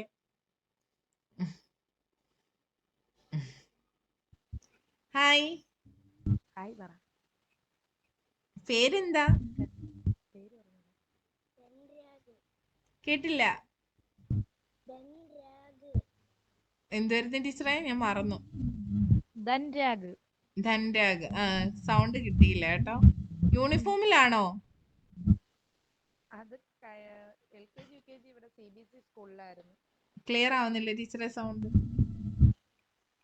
LKG UKG CBSE സ്കൂളിലായിരുന്നു ടീച്ചറെ. അവിടുത്തെ യൂണിഫോമാ. ഞാൻ വിചാരിച്ചു അവിടുത്തെ യൂണിഫോം ആയിരുന്നു. വന്നിട്ട് അങ്ങനെ തന്നെ നിക്കാണോ. അല്ലല്ല, അപ്പൊ കൺഗ്രാറ്റുലേഷൻസ് കേട്ടോ, A ഗ്രേഡ് കിട്ടിയേന്. പോയി. അത്രേ ഉള്ളൂ. നമ്മൾ അവർക്കൊരു ഇമ്പോർട്ടൻസ് കൊടുക്കുമ്പോഴേ അവർക്ക് മതിയാവും. ആ ഒരു എന്താണ് കൗതുകമൊക്കെ അങ്ങ് തീർന്നോളും. അത്രേ ഉള്ളൂ. ഓക്കെ ടീച്ചറെ. പിന്നെ എന്താ ഇനി നമുക്ക് പറയാനുള്ള ഒരുപാട് കാര്യങ്ങളുണ്ട്. ഇത് ഡയറി എഴുതിക്കൊണ്ടിരിക്കുവായിരുന്നു ടീച്ചറെ. അതാണ്. ഡയറി. പിന്നെ സ്കൂൾ പാർലമെന്റ്. ഈ തന്ന ടോപ്പിക്കുകൾ മുഴുവൻ ഇതുവരെ നമ്മൾ ഡിസ്കസ് ചെയ്ത എല്ലാ ടോപ്പിക്കുകളും ഇമ്പോർട്ടന്റ് ആയിട്ടുള്ളതാണ്.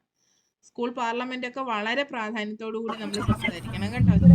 ടീച്ചറെ, ഈ LP തലത്തിലൊക്കെ സ്കൂൾ പാർലമെന്റ് നടത്താൻ പറ്റുമോ? നടത്താറുണ്ടോ? നടത്താൻ പറ്റും ടീച്ചറെ, നടത്തണം എന്നാണ്. പക്ഷെ നമ്മൾ ആരും നടത്താറില്ല എന്നുള്ളതാണ്. നടത്താൻ കഴിയും. എന്തുകൊണ്ടാ പറ്റാത്തെ? ഒരു കുട്ടിയെ എടുത്തിട്ട് വിദ്യാഭ്യാസ മന്ത്രി എന്ന് പറഞ്ഞാൽ എന്താ പ്രശ്നം? ഇവൻ വിദ്യാഭ്യാസ മന്ത്രി, ഇന്ന ആള് പ്രധാനമന്ത്രി, ഇവൻ എന്നല്ല ഈ കുട്ടി. പിന്നെ അങ്ങനെ ഓരോരുത്തരെയും തെരഞ്ഞെടുത്ത് എന്തുകൊണ്ട് നമുക്ക് നടത്തിക്കൂടാ? ഹൈസ്കൂളുകളിൽ നടത്തുന്ന അല്ലെങ്കിൽ UP തലത്തിൽ നടത്തുന്ന പല പ്രവർത്തനങ്ങളും LPയിലും നമുക്ക് ചെയ്യാം. പക്ഷെ അത് ചെയ്യുമ്പോൾ ആ കുഞ്ഞിനെ പരിഗണിച്ച് അവരുടെ നിലവാരം മനസ്സിലാക്കി ചെയ്യും. ഇവിടെ ഞാനൊരു കാര്യം പറയാം. നമ്മൾ നമ്മുടെ കാര്യങ്ങളെല്ലാം നമ്മുടെ കുഞ്ഞുങ്ങളോട് ഷെയർ ചെയ്യുന്നു അല്ലേ? നിങ്ങളുടെ ശാരീരിക ബുദ്ധിമുട്ട് ഷെയർ ചെയ്യാറുണ്ടോ? ചെറിയ കുഞ്ഞാന്ന് പറഞ്ഞ് പലതും നമ്മൾ പറയാറില്ല. ഞാൻ പക്ഷെ എൻ്റെ മോനോട് എല്ലാം തുറന്ന് സംസാരിക്കുന്ന ആളാ. എല്ലാം പറയാറുണ്ട്. എല്ലാ കാര്യങ്ങളും ഞാൻ അവനോട് തുറന്നു പറയാറുണ്ട്. ആർത്തവ സംബന്ധമായ കാര്യങ്ങൾ, എനിക്ക് പീരീഡ്സ് ആണെന്നുള്ള കാര്യങ്ങൾ, ഇതെല്ലാം 2ാം ക്ലാസ്സിലാണ് പഠിക്കുന്നതെങ്കിലും അവനോട് എല്ലാ കാര്യവും തുറന്നു പറയാറുണ്ട്. ആദ്യം എനിക്കും ഞാനിങ്ങനെ ചിന്തിക്കും, എങ്ങനെ പറഞ്ഞു കൊടുക്കും എന്ന് ചിന്തിക്കും. പക്ഷെ അത് നമ്മൾ വിചാരിക്കുന്ന അത്ര പ്രയാസമുള്ള കാര്യമില്ല. അവർക്ക് മനസ്സിലാവും. നമ്മുടെ വിചാരം അവർക്ക് വലിയ കാര്യങ്ങൾ ഉൾക്കൊള്ളാൻ കഴിയില്ലെന്നാ. നമ്മൾ അവർക്ക് മനസ്സിലാവുന്ന തരത്തിലേക്ക് പറഞ്ഞു കൊടുത്താൽ അവർക്ക് എന്തും ഉൾക്കൊള്ളാൻ പറ്റും, എന്തും മനസ്സിലാക്കാൻ പറ്റും. ഇതെല്ലാം ചെയ്തില്ലേ നമ്മൾ വിചാരിക്കുന്നതിനേക്കാളും വേഗത്തിൽ അവര് മനസ്സിലാക്കും. അങ്ങനെ വളർത്തുമ്പോൾ ഉള്ള വലിയ ഗുണങ്ങളുണ്ട്. നമുക്കൊരു വലിയ സപ്പോർട്ട് സിസ്റ്റം ആയിട്ട് അവരിങ്ങനെ വരും. അപ്പൊ അതുപോലെ ഈ കുഞ്ഞു പിള്ളേർക്ക് പറഞ്ഞു കൊടുക്കുക. എന്ത് ഉത്തരവാദിത്വം കൊടുത്താലും നമ്മളൊന്ന് ട്രസ്റ്റ് ചെയ്ത് വിശ്വസിച്ച് അവരെ ഒന്ന് ഏൽപ്പിച്ചു നോക്കേ, അവരെന്ത് ചെയ്യും. തീർച്ചയായിട്ടും. കാരണം നമ്മൾ രാവിലെ എന്തൊക്കെ പ്രശ്നമായിട്ട് പോയാലും ഇപ്പൊ വീട്ടിൽ നിന്ന് ഇറങ്ങുമ്പോൾ ചിലപ്പോൾ എന്തെങ്കിലും പ്രോബ്ലംസ് ആണ്, അല്ലെങ്കിൽ സ്കൂളിൽ ചിലപ്പോൾ എന്തെങ്കിലും പ്രോബ്ലം കാണും. പക്ഷെ നമ്മൾ ആ ക്ലാസ് മുറിയിലോട്ട് കയറുമ്പോൾ ഭയങ്കര ചിരിച്ച് സന്തോഷിച്ച് തന്നിട്ടൊരു ഗുഡ് മോർണിംഗ് പറഞ്ഞു കഴിഞ്ഞാൽ ഒരു ഇഫക്റ്റ് ഭയങ്കരമാണ്. അതിന്റെ ഒരു ഫീഡ്ബാക്ക് ഭയങ്കരമാണ്. പിന്നെ അതുപോലെ തന്നെ ഇപ്പൊ ഞാൻ ചെന്നിട്ടൊന്ന് ചിരിക്കുമ്പോ എന്റെ ചിരിക്ക് എത്ര പവർ ഇല്ലാന്നുണ്ടെങ്കിൽ ദേ വിൽ ആസ്ക്, അവര് ചോദിക്കും ഇന്ന് എന്ത് പറ്റി മിസ്സിന് വയ്യേ, പെയിൻ ഉണ്ടോ? അപ്പൊ ഞാൻ പെട്ടെന്ന് പറയാം ഐ എം ഹാവിങ് എനിക്ക് പ്രശ്നമുണ്ട്, ചെറിയൊരു വേദന ഉണ്ട് എന്ന് പറഞ്ഞു കഴിഞ്ഞാൽ ഫ്രം മോർണിംഗ് ടു 3:30 വരെ അവര് ചോദിക്കും ഇപ്പൊ എങ്ങനെയുണ്ട് മിസ്, കുറഞ്ഞോ? പക്ഷെ അന്നത്തെ ദിവസം അവര് കുരുത്തക്കേട് കുറവായിരിക്കും, അതായത് അവർ കുറച്ച് ചെയ്യുള്ളൂ. അപ്പൊ വെച്ചാൽ അമ്മയെ എങ്ങനെ കാണുന്നു എന്നതുപോലെ തന്നെ ആയിരിക്കും അവര് എന്റെ അമ്മയ്ക്ക് വയ്യെങ്കിലും ഞാൻ എങ്ങനെയായിരിക്കും, ആ ഒരു ആറ്റിറ്റ്യൂഡ് തന്നെയാണ് കുഞ്ഞുങ്ങൾക്ക്. അവർക്ക് പെട്ടെന്ന് മനസ്സിലാവും, നമ്മുടെ ഭാവം കൊണ്ട് തന്നെ മനസ്സിലാവും. അതെ അതെ. അതുപോലെ കുഞ്ഞുങ്ങള് നമ്മൾ വിചാരിക്കുന്നതിനേക്കാൾ അപ്പുറം ചില കാര്യങ്ങള് അവര് മനസ്സിലാക്കുമ്പോഴുള്ള പ്രശ്നങ്ങളും ഉണ്ട്, നമുക്കറിയാതെ. നെഗറ്റീവായിട്ട് ഇപ്പോൾ ഫോണൊക്കെ യൂസ് ചെയ്ത് ആവശ്യമില്ലാത്ത സൈറ്റുകളിലേക്ക് പോകുന്ന കുട്ടികൾ, പിന്നെ രക്ഷിതാക്കൾ, നമ്മൾ പോകാൻ പോകുന്നത് ഗവൺമെന്റ് സ്കൂളിലാണ്. പിന്നെ ഇപ്പൊ ടീച്ചർ ഇടുക്കിയൊക്കെ അല്ലേ, ഇടുക്കി വയനാടൊക്കെ ആണെങ്കിൽ പിന്നെ ആദിവാസി മേഖല ഒക്കെ ഒരുപാടുള്ളതാണ് അല്ലേ. അവരുടെ അവസ്ഥയെന്ന് വെച്ചാൽ വളരെ പരിതാപകരമാണ്. ഒരൊറ്റ റൂമിൽ എല്ലാവരും കൂടി ഉള്ളത്. അപ്പൊ അങ്ങനെ ഒന്നിനോട് കുഞ്ഞുങ്ങളെ കെയർ ചെയ്യാത്തവരും ഉള്ള അങ്ങനെയുള്ള രക്ഷിതാക്കൾ വരെ ഉള്ള അടുത്താണ് നമ്മൾ പോകുന്നത്. നമ്മൾ അനുഭവിക്കാൻ പോകുന്ന പ്രശ്നങ്ങൾ വളരെ വലുതാണെന്ന ചിന്തയിൽ, അല്ലാതെ കുഞ്ഞുങ്ങളുടെ ഈ ഒരു പുഞ്ചിരിയും അവര് തരുന്ന സന്തോഷവും അല്ല, വളരെ വലിയ വെല്ലുവിളികൾ കൂടിയാ. പക്ഷെ അതിനെ നമ്മൾ എങ്ങനെ എടുക്കുന്നു എന്നുള്ളടത്താണ്. ഇതിൽ പലതും ഞാൻ നമ്മൾ ഈ ചെറിയ, എനിക്ക് വലിയ എക്സ്പീരിയൻസ് ഒന്നുമില്ല, പക്ഷെ പോയെടുത്തൊക്കെ വലിയ വലിയ എന്തെങ്കിലുമൊക്കെ എക്സ്പീരിയൻസ് കിട്ടിയിട്ടുള്ള ആളാണ്. അപ്പം പിന്നെ ഞാൻ പഠിപ്പിച്ച സ്കൂളിൽ എന്താണ് ഒരു കുഞ്ഞ് സൂയിസൈഡ് ചെയ്തൊരു അനുഭവം ഉണ്ട്, 8ാം ക്ലാസ്സിൽ പഠിക്കുന്ന. അപ്പൊ ഇത് ഞാൻ എൻ്റെ മോളായിട്ട് കൊണ്ടു നടന്ന ഒരു കുട്ടിയാണ് പെട്ടെന്ന് അങ്ങ് ഇല്ലാതായത്. അപ്പൊ അതൊക്കെ നമുക്ക് ഇത്രയും പ്രശ്നങ്ങൾ ഇവരൊക്കെ ഇങ്ങനെയൊക്കെ അനുഭവിക്കുന്നുണ്ടോ അങ്ങനെയൊക്കെ. അപ്പൊ നമ്മൾ കുറച്ചുകൂടി അന്ന് വരെ ടീച്ചർ പിന്നെ you are the best teacher in this world എന്നൊക്കെ പറഞ്ഞിട്ട് എനിക്കൊരു അന്ന് പോലും മെസ്സേജ് അയച്ച ഒരാളാണ് പെട്ടെന്ന് ഇല്ലാതായി പോയത്. അപ്പൊ അതൊക്കെ വല്ലാത്ത അനുഭവങ്ങളാണ്. അതിനെയൊക്കെ നമ്മൾ മറികടന്നത്, എനിക്ക് സത്യം പറഞ്ഞാൽ അതൊന്നും മറികടക്കാനേ പറ്റാതെ അതൊക്കെ ഉണ്ട് ഞാനിങ്ങനെ പോരാനുള്ള കാരണങ്ങളിൽ അതും എല്ലാം പെടും. അതുപോലെ ചെറിയൊരു സ്കൂളിൽ LP തലത്തിൽ പഠിച്ചപ്പോൾ ഭിന്നശേഷിക്കാരിയായ ഒരു കുഞ്ഞു മോളുണ്ടായിരുന്നു 1ാം ക്ലാസ്സിൽ. അപ്പൊ ആ കുട്ടിയോടുള്ള ചില മുതിർന്ന കുട്ടികളുടെ പെരുമാറ്റം, LP സ്കൂളാണ്, 3ലെയും 4ലെയൊക്കെ കുട്ടികളുടെ പെരുമാറ്റം ഒരു ചെറിയ വൾഗറായിട്ടുള്ള രീതിയിലേക്ക് വന്നു. അപ്പോൾ അത് നമ്മൾ ഒട്ടും പ്രതീക്ഷിക്കത്തില്ല. അന്ന് പിന്നെ എൻ്റെ ആദ്യത്തെ എക്സ്പീരിയൻസ് ഒക്കെ ഉള്ള ടൈമാണ്, സ്കൂൾ എന്നൊക്കെ പറയുന്ന ആദ്യ എക്സ്പീരിയൻസ്. അതൊരു അവിടെ ഞാൻ കണ്ടത് ചിലര് അതിനെ അങ്ങ് ആഘോഷമായിട്ട് എടുത്ത് ഭയങ്കര അത് ചെയ്ത കുട്ടി, അയ്യോ അവനൊക്കെ അങ്ങനെയാണ് ഇങ്ങനെയാണെന്നൊക്കെ. പക്ഷെ നമ്മൾ അവിടെ നിന്ന് ആ കുഞ്ഞിനെ മനസ്സിലാക്കണ്ടായിരുന്നോ? 2ലോ 3ലോ 4ലോ പഠിക്കുന്ന ഒരു കുട്ടി ഒന്നിലെ കുട്ടിയോട് എന്തെങ്കിലും ഒരു മോശമായിട്ട് എന്തെങ്കിലും പെരുമാറാൻ ശ്രമിക്കുമ്പോൾ അവൻ എന്തുകൊണ്ട് അങ്ങനെ ആയെന്ന് നമ്മൾ ചിന്തിക്കണ്ടേ? ഒരു അധ്യാപിക അതിനെ വലിയൊരു നുണയായിട്ട്, അല്ലെങ്കിൽ ഈ കൊതി നുണയും പറയുമല്ലോ, ആ രീതിയിലാണോ നമ്മൾ അതിനെ അപ്രോച്ച് ചെയ്യേണ്ടത്? നമ്മൾ അവന്റെ സാഹചര്യം മനസ്സിലാക്കണ്ടേ? അവനിൽ എങ്ങനെ ഈ ആശയം എത്തി എന്ന് നമ്മൾ ചിന്തിക്കണ്ടേ? അതിനെ നമ്മൾ പരിഹരിക്കണ്ടേ? അപ്പൊ ഇതൊക്കെ നമ്മൾ ഇങ്ങനെ വലിയ വലിയ വലിയ വിഷയങ്ങളിലേക്ക് നമ്മൾ പോകും. ഇങ്ങനെയൊക്കെ വരുമ്പോൾ നമ്മൾ മനസ്സിലാക്കുകയും രക്ഷിതാക്കളോട് സംസാരിക്കുകയും ചെയ്യേണ്ടി വരും. എൻ്റെ അച്ഛനും അമ്മയും അധ്യാപകരായിരുന്നു, അവരുടെ അനുഭവങ്ങൾ ഞങ്ങൾ ഇങ്ങനെ ചർച്ച ചെയ്യാറുണ്ട്. അപ്പൊ ഇതേപോലെ ഒരു സംഭവം അച്ഛൻ്റെ സ്കൂളിൽ, അച്ഛൻ വർക്ക് ചെയ്ത ഒരു സ്കൂളിലും നേരിട്ടിട്ടുണ്ട്. ഒരുപാട് സ്കൂളുകളിൽ വർക്ക് ചെയ്തു, അതിലൊരിടത്ത്. അപ്പോൾ ഒരു കുട്ടി ഇങ്ങനെ എക്സാജറേറ്റ് ചെയ്ത് ഇങ്ങനെ കാര്യങ്ങൾ ഇങ്ങനെ പറയുകയാണ്. എന്തെങ്കിലുമൊക്കെ കാര്യങ്ങൾ, ക്ലാസ്സിലെ ഒരു പെൺകുട്ടി പിന്നെ ഒരു ആൺകുട്ടി തന്നോട് മോശമായി പെരുമാറി എന്നുള്ള രീതിയിൽ നേരത്തെ നമ്മൾ ആ കേസ് പറഞ്ഞതുപോലെ സംസാരിക്കുക. അപ്പം വളരെ രീതിയിൽ ഇങ്ങനെ സംസാരിച്ചുകൊണ്ടിരിക്കുമ്പോൾ അത് ക്ലാസ് ടീച്ചർ അത് കേൾക്കുന്നു. ക്ലാസ് ടീച്ചർ അവിടെ ചെയ്ത തെറ്റ് 2 പേരൻസിനെയും ആദ്യമേ കയറി വിളിച്ച് സംസാരിച്ച് അവരിങ്ങനെയാണ് അങ്ങനെയാണെന്നൊക്കെ അങ്ങോട്ടും ഇങ്ങോട്ടും പറഞ്ഞു കളഞ്ഞു. നമ്മൾ അങ്ങനെയാണോ വേണ്ടത് അത് ഡീൽ ചെയ്യേണ്ടത്? അല്ല, കുഞ്ഞുങ്ങളെ സംസാരിച്ച് മനസ്സിലാക്കും. കുട്ടികളോട് കുഞ്ഞുങ്ങളോട് നല്ല സംസാരിക്കണം അല്ലേ? സംസാരിക്കണം. സംസാരിക്കുമ്പോൾ നമ്മൾ ശ്രദ്ധിക്കേണ്ട കാര്യം, അവരുടെ കണ്ണ് നോക്കിയാൽ അവർ സംസാരിക്കുമ്പോൾ ഒക്കെ അവർ ശരി പറയുന്നത് എപ്പോൾ, കള്ളം പറയുന്നത് എപ്പോൾ, സത്യം പറയുന്നത് എപ്പോൾ എന്ന് നമുക്ക് തിരിച്ചറിയാൻ പറ്റണം. അങ്ങനെ ഒരു അധ്യാപികയ്ക്ക് തിരിച്ചറിയണമെങ്കിൽ ഇതിനു മുമ്പ് അധ്യാപിക ആ കുട്ടിയോട് 1000 പ്രാവശ്യം പലതും സംസാരിച്ചിട്ടുണ്ടാവണം അല്ലേ? ഓരോ ദിവസവും വിശേഷങ്ങൾ ചോദിക്കണം. അപ്പൊ സത്യം ആയിട്ടുള്ള കാര്യങ്ങൾ, കള്ളം പറയേണ്ടാത്ത കാര്യങ്ങൾ പറയുമ്പോൾ ഉള്ള അവളുടെ മുഖഭാവം എങ്ങനെയാണ്, ചില കുറച്ച് കള്ളത്തരമൊക്കെ പറയുമ്പോൾ ഉള്ള മുഖഭാവം എങ്ങനെയാണ്, ഇതെല്ലാം നമുക്കപ്പം മനസ്സിലാവും. അപ്പോൾ നമ്മൾ ആദ്യം പറയുമ്പോൾ ഈ കുഞ്ഞ് പറയുന്ന സത്യമാണോ, കുട്ടികൾ ഇങ്ങനെ ഇല്ലാത്ത കാര്യങ്ങൾ കുറച്ചൊന്ന് ആഡ് ചെയ്ത് പറയുന്ന സ്വഭാവക്കാരാണ്, അതും കൂടെ നമ്മുടെ ഉള്ളിൽ വേണമായിരുന്നു. അതുപോലെ പ്രധാനാധ്യാപകനെ അറിയിക്കണമായിരുന്നു. ഇതൊന്നും നടക്കാതെ അതൊരു വലിയ വിഷയത്തിലേക്ക് പോയേനെ. പക്ഷെ സംസാരിച്ച് വന്നപ്പോൾ ഇത് പറയുന്ന കുട്ടി കുട്ടി വീട്ടിൽ നിന്ന് കണ്ട ചില കാര്യങ്ങളാണ് കൂടുതലായിട്ട് അവള് ഇങ്ങനെ പറഞ്ഞത്. അപ്പൊ നമ്മൾ എന്തെല്ലാം കാര്യത്തിൽ ഇടപെടേണ്ടി വരും. ക്ലാസ്സിലെ കാര്യം മാത്രമല്ല അധ്യാപിക നോക്കേണ്ടത്, കുഞ്ഞിന്റെ കാര്യം മാത്രമല്ല അവരുടെ വീട്ടിലെ കാര്യങ്ങളും ചിലപ്പോൾ ശ്രദ്ധിക്കേണ്ടി വരും. പേരൻസിനെ കൈകാര്യം ചെയ്യേണ്ടി വരും അല്ലേ? മദ്യപിച്ച് വരുന്ന ഒരു പേരന്റ് നിങ്ങളുടെ സ്കൂളിലുണ്ടെന്നിരിക്കട്ടെ, എനിക്ക് അനുഭവപ്പെട്ട ഒരു കാര്യമാണ്. മദ്യപിച്ച ഒരു പേരന്റ് വരുന്നു, ആള് ഭയങ്കര ഭയങ്കര ഒരു ഇച്ചിരി റൗഡി സെറ്റപ്പാണ്. വന്ന് കുഞ്ഞിനെ വിളിച്ചോണ്ട് പോണോന്ന് പറയുക. മദ്യപിച്ചിട്ട് എന്നാ ഇപ്പോഴും വന്നേക്കുന്നേ, നിങ്ങൾ എങ്ങനെ പെരുമാറും? എന്ത് പറയും? എനിക്ക് കിട്ടിയ നിർദ്ദേശം അങ്ങ് വിട്ടേക്കാനാ. അത് വലിയ പ്രശ്നമോ അങ്ങ് വിട്ടേക്കാനാണ് എനിക്ക് കിട്ടിയ നിർദ്ദേശം. പ്രൈവറ്റ് സ്കൂളിലൊക്കെ ആണെങ്കിൽ നമ്മൾ എന്തായാലും തീർച്ചയായിട്ടും അതോറിറ്റി, അതായത് ഒരു ഓഫീസിൽ നിന്ന് വരുന്ന ഇതനുസരിച്ച് നമുക്ക് ഡീൽ ചെയ്യാം. ഇപ്പൊ നമുക്കത് താല്പര്യമില്ല, ആ കുട്ടിയെ അങ്ങനെ ഈ ഒരു കണ്ടീഷനിൽ അച്ഛനോട് വിടേണ്ട ആവശ്യമില്ല എന്ന് പറഞ്ഞാലും ചിലപ്പോൾ നമുക്ക് അവിടെ നിസ്സഹായരായിട്ട് നിൽക്കേണ്ടി വരുന്ന സിറ്റുവേഷൻസ് അതെ അതെ. ഉണ്ടാവുന്നുണ്ട്. യഥാർത്ഥത്തിൽ നമ്മൾ എന്തോ അപ്പൊ ചെയ്യണ്ടേ? എങ്ങനെ ഡീൽ ചെയ്യാൻ പറ്റും? അച്ഛനാണ് വരുന്നതെങ്കിൽ കുട്ടിയുടെ അമ്മയെ വിളിക്കുക, ടീച്ചർ അതിന്റെ അമ്മയെ ഒന്ന് അന്വേഷിക്കുക, വിളിച്ച് അന്വേഷിക്കുക അത് ടീച്ചറെ. അന്വേഷിക്കുക, ഇങ്ങനത്തെ സിറ്റുവേഷൻ ഉണ്ടെന്ന് അമ്മ പറയുക. ആ അപ്പൊ അമ്മയുടെ മറുപടിക്ക് അനുസരിച്ച് അതിൻ്റെതായ രീതിയിൽ കാര്യങ്ങൾ സെറ്റ് ചെയ്യുക. ഇനി കുട്ടിയെ വിടാൻ എന്തോ വന്നാലും നമ്മൾ ആ കുഞ്ഞിനെ പറഞ്ഞു വിടരുത്. അതിനി നമ്മുടെ ജോലി പോട്ടെ, എന്തായിക്കോട്ടെ, നമുക്ക് എന്തെല്ലാം വഴിയുണ്ട് അല്ലേ? നമ്മൾക്ക് അമ്മയെ വിളിക്കാം, അമ്മയെ വിളിച്ചിട്ട് നിങ്ങൾ വരാതെ കുഞ്ഞിനെ അവിടുന്ന് പറഞ്ഞു വിടത്തില്ല എന്ന് പറയാം.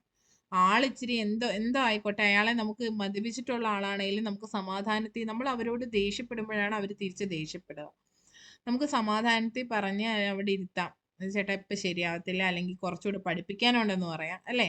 ഈ കുറച്ചുകൂടെ അവനെ ഇച്ചിരി കൂടെ കാര്യങ്ങളുണ്ട്, ഇപ്പം വിടാം എന്നൊക്കെ പറഞ്ഞാൽ അമ്മയും കൂടെ വിളിച്ച് വരുത്തി വിടാം. അല്ലെങ്കിൽ ഒരു അധ്യാപകർക്ക് വണ്ടികളുണ്ട് അല്ലേ? അധ്യാപകർ തന്നെ ഉണ്ട് അവിടെ. മിക്ക അധ്യാപകർക്കും വാഹനങ്ങൾ കാണാം അല്ലെ? നമ്മൾ വിളിച്ച ഒരു ഓട്ടോ വരും, ഞാൻ അങ്ങ് എത്തിച്ചേക്കാം. ചേട്ടന് പറയുന്നത് മനസ്സിലാവുന്നുണ്ടല്ലോ, ഈ കണ്ടീഷനിൽ കുഞ്ഞിനെ കൊണ്ടുപോകാൻ പറ്റത്തില്ല, ഇങ്ങനെ പറയാം അല്ലേ? അങ്ങനെ നമുക്ക് വളരെ സൗമ്യമായിട്ട് അതിനെ പരിഹരിക്കാൻ പറ്റും. എന്ത് വന്നാലും മദ്യപിച്ച് വരുന്ന ഒരാളുടെ കൂടെ നമ്മുടെ കുഞ്ഞുങ്ങളെ വിടരുത്. അതുപോലെ വരുന്നത് ആരോ ആയിക്കോട്ടെ എന്ന് കരുതി കുട്ടികളെ വിടുന്നവരുണ്ട്. അങ്ങനെയൊന്നും ചെയ്യാൻ പാടില്ല. കൃത്യമായി എഴുതി വെച്ച് ആരാണ് വരുന്നത്, ഈ നമ്മൾ മീറ്റിംഗ് കൂടുമ്പോഴേ പറയണം രക്ഷിതാക്കളോട്. അതായത് കുട്ടികളുടെ സുരക്ഷയെക്കുറിച്ച് ചോദിക്കുമ്പോഴാണ് ഇതൊക്കെ പറയേണ്ടത്, അല്ലാതെ വെറുതെ പറയുന്ന കാര്യങ്ങളല്ല. അപ്പൊ നിങ്ങളുടെ മൈൻഡിൽ നമ്മൾ ഈ ഡിസ്കസ് ചെയ്തു എന്നൊക്കെ ഓർമ്മ വരണം. ഇതൊക്കെ നിങ്ങൾ ഉദാഹരണങ്ങൾ വെച്ച് പറയണം. അപ്പോൾ അതായത് ഒരാൾ കുട്ടിയെ വിളിക്കാൻ വരുമ്പോൾ നമ്മൾ അവരുടെ കൂടെ പറഞ്ഞു വിടാതെ കുട്ടിയെ അഡ്മിഷൻ എടുക്കുന്ന സമയത്ത് തന്നെ ആരൊക്കെയാണ് കുട്ടിയുടെ ഗാർഡിയൻസ്, ഇവിടെ വന്ന് കുട്ടിയെ വിളിക്കുന്നത് ആരൊക്കെയാണ്, അവര് വരാതെ, അതായത് അച്ഛൻ, അമ്മ, അല്ലെങ്കിൽ ചിലപ്പം ഏറ്റവും അവരുടെ തന്നെ സ്വന്തം ബ്രദർ കാണും, ക്ലോസ് റിലേറ്റീവ്, ഇത്ര പേരല്ലാതെ കുട്ടിയെ പറഞ്ഞു വിടാൻ പാടില്ല. അല്ലെങ്കിൽ നമ്മൾ നേരിട്ടെത്തിക്കണം. എനിക്കൊക്കെ അനുഭവമുണ്ട്. ഞാൻ കുഞ്ഞിനെ കുറെ കിലോമീറ്ററുകളോളം ഓട്ടോയിൽ കൊണ്ടുപോയി ആക്കിയിട്ടുണ്ട്. അപ്പോൾ അവരെ ഒറ്റയ്ക്ക് വിടാൻ നമുക്ക് പറ്റത്തില്ല. അടുത്തുള്ള ഒരു മരണവുമായിട്ട് ബന്ധപ്പെട്ട് ആ കുഞ്ഞിന്റെ ഒരു റിലേറ്റീവ് മരിച്ചു. അവരുടെ അമ്മ തന്നെ വിളിച്ചു പറഞ്ഞു, ടീച്ചറെ ഞാനൊരു ഓട്ടോ ഞാനാ പറഞ്ഞു വിടുന്നത്, അതിൽ വിട്ടേക്കണേ. അപ്പം ഞാൻ ഓട്ടോയുടെ പേരും എല്ലാം ചോദിച്ചു. പക്ഷെ അപ്പോഴും ഞാൻ ചെയ്തതെന്ന് പറഞ്ഞാൽ അവിടുത്തെ HM-നോട് അനുവാദം ചോദിച്ചിട്ട് ഓട്ടോയിൽ കൂടെ പോയി കുഞ്ഞിനെ അവിടെ ആക്കി തിരിച്ചു വരിക. അത് ആൺകുട്ടിയാണ്. നമുക്ക് ആൺകുട്ടിയാണ് എന്ന് കരുതി നമുക്ക് അവര് സേഫ് ആണെന്ന് പറയാൻ പറ്റത്തില്ല. അപ്പൊ ആൺകുട്ടിയാണെങ്കിലും പെൺകുട്ടിയാണെങ്കിലും അതെ, സേഫ്റ്റി ഒരുപോലെ തന്നെയാണ്. ഒരേപോലെയാണ്. അപ്പൊ അത് നമുക്ക് ചെയ്യാം. കുട്ടികളെ സുരക്ഷിതരായി കൊണ്ടെത്തിക്കുക എന്നത് ജോലിയും നമ്മുടേതാണ്. പിന്നെ എന്താണ്, വിസിറ്റേഴ്സ് ഡയറി കീപ്പ് ചെയ്യുക. ആരാണ് വന്നത്, എപ്പോഴാണ് വന്നത്, അവരുടെ ഫോൺ നമ്പർ, ഇതെല്ലാം നമ്മൾ കീപ്പ് ചെയ്യണം. ഒരു ക്ലാസ് അധ്യാപികയുടെ കയ്യിൽ ഹെൽത്ത് കാർഡ് പോലൊരു ബുക്ക് ഉണ്ടാവണം. ഞാനൊക്കെ സൂക്ഷിച്ചിരുന്നു കുട്ടിയുടെ ഫുൾ ഡീറ്റെയിൽസ് കേട്ടോ. അപ്പൊ നിങ്ങൾക്ക് എഴുതി വെക്കുക. ഇതൊന്നും എങ്ങും പറയുന്ന നിയമങ്ങളല്ല, എനിക്ക് ശരിയെന്ന് തോന്നിയ കാര്യമാണ് പറയുന്നത്. ഓരോ കുട്ടിയുടെ ഒരു ഹെൽത്ത് കാർഡ് പോലെ അവരുടെ ബർത്ത് വെയിറ്റ് ഉൾപ്പെടെ, നിലവിലത്തെ വെയിറ്റ് ഉൾപ്പെടെ, ഹൈറ്റ് ഉൾപ്പെടെ, അവർക്ക് ആരോഗ്യ പ്രശ്നങ്ങൾ ഉണ്ടെങ്കിൽ ഇത് നമുക്ക് വളരെ യൂസ്ഫുൾ ആവും. പെട്ടെന്ന് കുഞ്ഞിനൊരു അസുഖം വന്നാൽ അലർജിക് ആണോ എന്ന് കുട്ടിയോട് ചിലപ്പോൾ അവൻ കോൺഷ്യസ് ആയിരിക്കണമെന്നില്ല, നമുക്ക് ചോദിച്ച് മനസ്സിലാക്കാൻ പറ്റുന്ന ഒരു അവസരം ആയിരിക്കില്ല. ബ്ലഡ് ഗ്രൂപ്പ് ഉൾപ്പെടെ, അതുപോലെ ഫുഡ് ഏതെങ്കിലും അലർജി ഉണ്ടെങ്കിൽ ഇതെല്ലാം അധ്യാപിക അറിഞ്ഞിരിക്കണം. അപ്പോൾ അങ്ങനെ ഒരു റെക്കോർഡ് തീർച്ചയായിട്ടും ഉണ്ടാവണം. പിന്നെ കുഞ്ഞിന്റെ ഞാൻ പിന്നെ LP സ്കൂളിൽ പഠിപ്പിച്ചപ്പോൾ ചെയ്ത ഒരു കാര്യം എന്ന് വെച്ചാൽ കുട്ടികളെ കുറിച്ച് നോട്ട് ചെയ്ത് വെക്കുമായിരുന്നു. ഓരോ കുട്ടി അതിന്റെ അവസ്ഥ ഓരോ ഇമ്പ്രൂവ്മെന്റ് വരുമ്പോൾ അതൊക്കെ നോട്ട് ചെയ്ത് വെക്കുമായിരുന്നു. അതിനെ ഒരു പോർട്ട്ഫോളിയോ നമ്മൾ ടീച്ചർ ടീച്ചറെ ഇത് നമുക്ക് സൈക്കോളജിക്കൽ രീതിയിൽ ചോദിക്കുമ്പോൾ നമുക്ക് മറ്റേത് പറഞ്ഞൂടെ? ഏതാ ടീച്ചറെ? മറ്റേ കുട്ടികളുടെ പെരുമാറ്റവുമായി ബന്ധപ്പെട്ട് 2 രേഖകൾ സൂക്ഷിക്കണമല്ലോ. പെട്ടെന്ന് കിട്ടുന്നില്ല എനിക്ക്. 2 രേഖകൾ നമ്മൾ ഉപാഖ്യാന ക്യുമുലേറ്റീവ് റെക്കോർഡ് വേറെ ഒരെണ്ണോടുണ്ടല്ലോ. അതെ ടീച്ചറെ, Anecdotal. ഉപാഖ്യാന രേഖ അങ്ങനെയൊക്കെയാ പറയുന്നത്. സഞ്ചിത രേഖയും ഉപാഖ്യാന രേഖയും. അതെ, ആ ടേമുകൾ നമുക്ക് യൂസ് ചെയ്യാം. ഒരു ക്ലാസ് ടീച്ചറിന്റെ കയ്യിൽ ഉണ്ടാവണമെന്ന് പറഞ്ഞത് പിന്നെ കുട്ടിയെ കുറിച്ചുള്ള അക്കാദമികപരമായിട്ടും എല്ലാം ഉള്ള എന്താണ് അവന്റെ വ്യത്യാസങ്ങൾ ഒക്കെ നോട്ട് ചെയ്ത് വെച്ചിട്ട് നമുക്ക് തന്നെ അത് അവന്റെ ഫോട്ടോ ഉൾപ്പെടെ ഒരു റെക്കോർഡായിട്ട് സൂക്ഷിക്കാം. ഇത് രക്ഷിതാക്കളെ കാണിക്കുമ്പോൾ തന്നെ ഒന്ന് അവർക്ക് മനസ്സിലാവും, നമ്മൾ അധ്യാപകർ എന്നുള്ള നിലയിൽ നമുക്ക് പലരെയും ബോധിപ്പിക്കേണ്ട ആവശ്യം കൂടിയുണ്ട്. എങ്കിൽ മാത്രമേ നമുക്ക് ചോദ്യങ്ങൾ വരാതിരിക്കൂ നമ്മളോട്. ടീച്ചർ എന്താ അങ്ങനെ പറഞ്ഞേ, ടീച്ചർ എന്തുകൊണ്ടാ അങ്ങനെ പറഞ്ഞെന്ന് ഈ പേരൻസിനെ നമ്മളെക്കാൾ ആ പേരൻസിനേക്കാൾ നന്നായി അധ്യാപിക നോക്കുന്നു എന്ന് വരുമ്പോൾ വലിയൊരു സപ്പോർട്ട് അവിടെ കിട്ടാൻ പോന്നേ. നമ്മൾ ഉദ്ദേശിക്കുന്ന ഒരുപാട് ആശയങ്ങൾ നമുക്ക് നടപ്പിലാക്കാൻ പറ്റും. വെറുതെ ശമ്പളം എന്നല്ല, ആ കുട്ടിയുടെ എൻറ്റയർ ആയിട്ടുള്ള ഡെവലപ്മെന്റിന് നമുക്ക് സഹായിക്കാൻ പറ്റും. കുട്ടിയുടെ മാത്രമല്ല രക്ഷിതാക്കളുടെ ഡെവലപ്മെന്റിനും അവരുടെ പല സ്വഭാവങ്ങൾ മാറ്റാനും ഒക്കെ നമുക്ക് പറ്റും.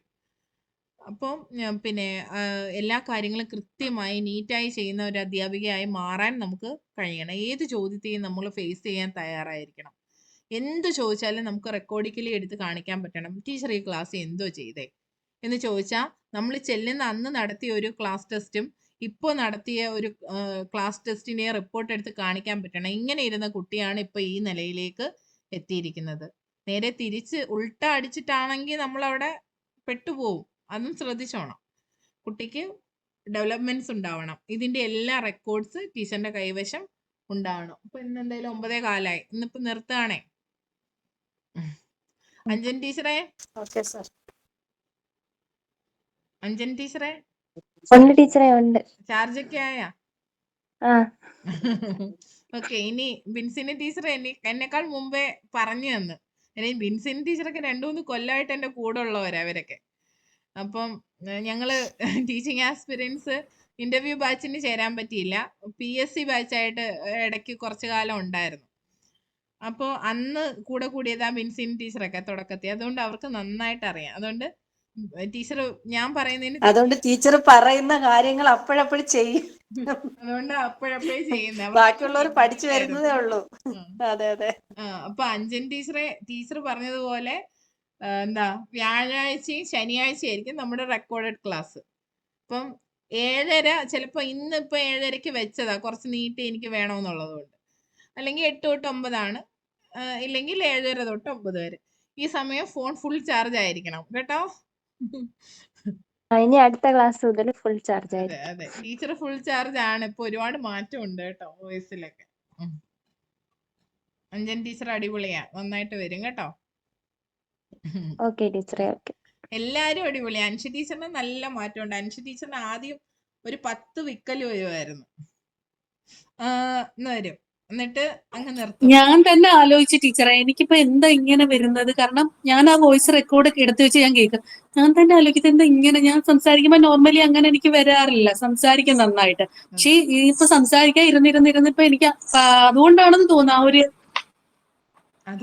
അതുകൊണ്ടാണ് ഡിസ്കഷൻ സെക്ഷൻ ഇമ്പോർട്ടന്റ് ആണെന്ന് ഞാൻ പറഞ്ഞത്. മനസ്സിലായോ? നമ്മളെ നോർമലി സംസാരിക്കുന്ന പോലെ അല്ലല്ലോ. നമ്മളൊരു ടോപ്പിക്കിനെ കുറിച്ചൊക്കെ സംസാരിക്കണം, അധ്യാപകരായി ചിന്തിച്ച് സംസാരിക്കണം. ഇതിൽ നിന്നെല്ലാം വിട്ടു നിൽക്കുമല്ലേ കുറച്ചായിട്ട്. അതാ. ജോൾ ടീച്ചർ എങ്ങനെയുണ്ട് ടീച്ചിങ് ആസ്പിരൻസി വന്നിട്ട്?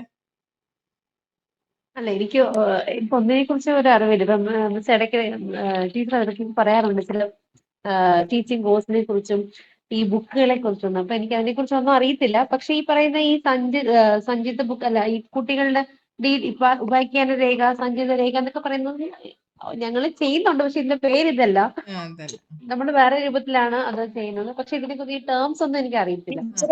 ഒരുപാട് രേഖയല്ലല്ലോ, ഉപാഖ്യാന രേഖയല്ലേ? ഉപാഖ്യാന രേഖ എന്നല്ലേ ടീച്ചറെ? ഉപാഖ്യാന രേഖ.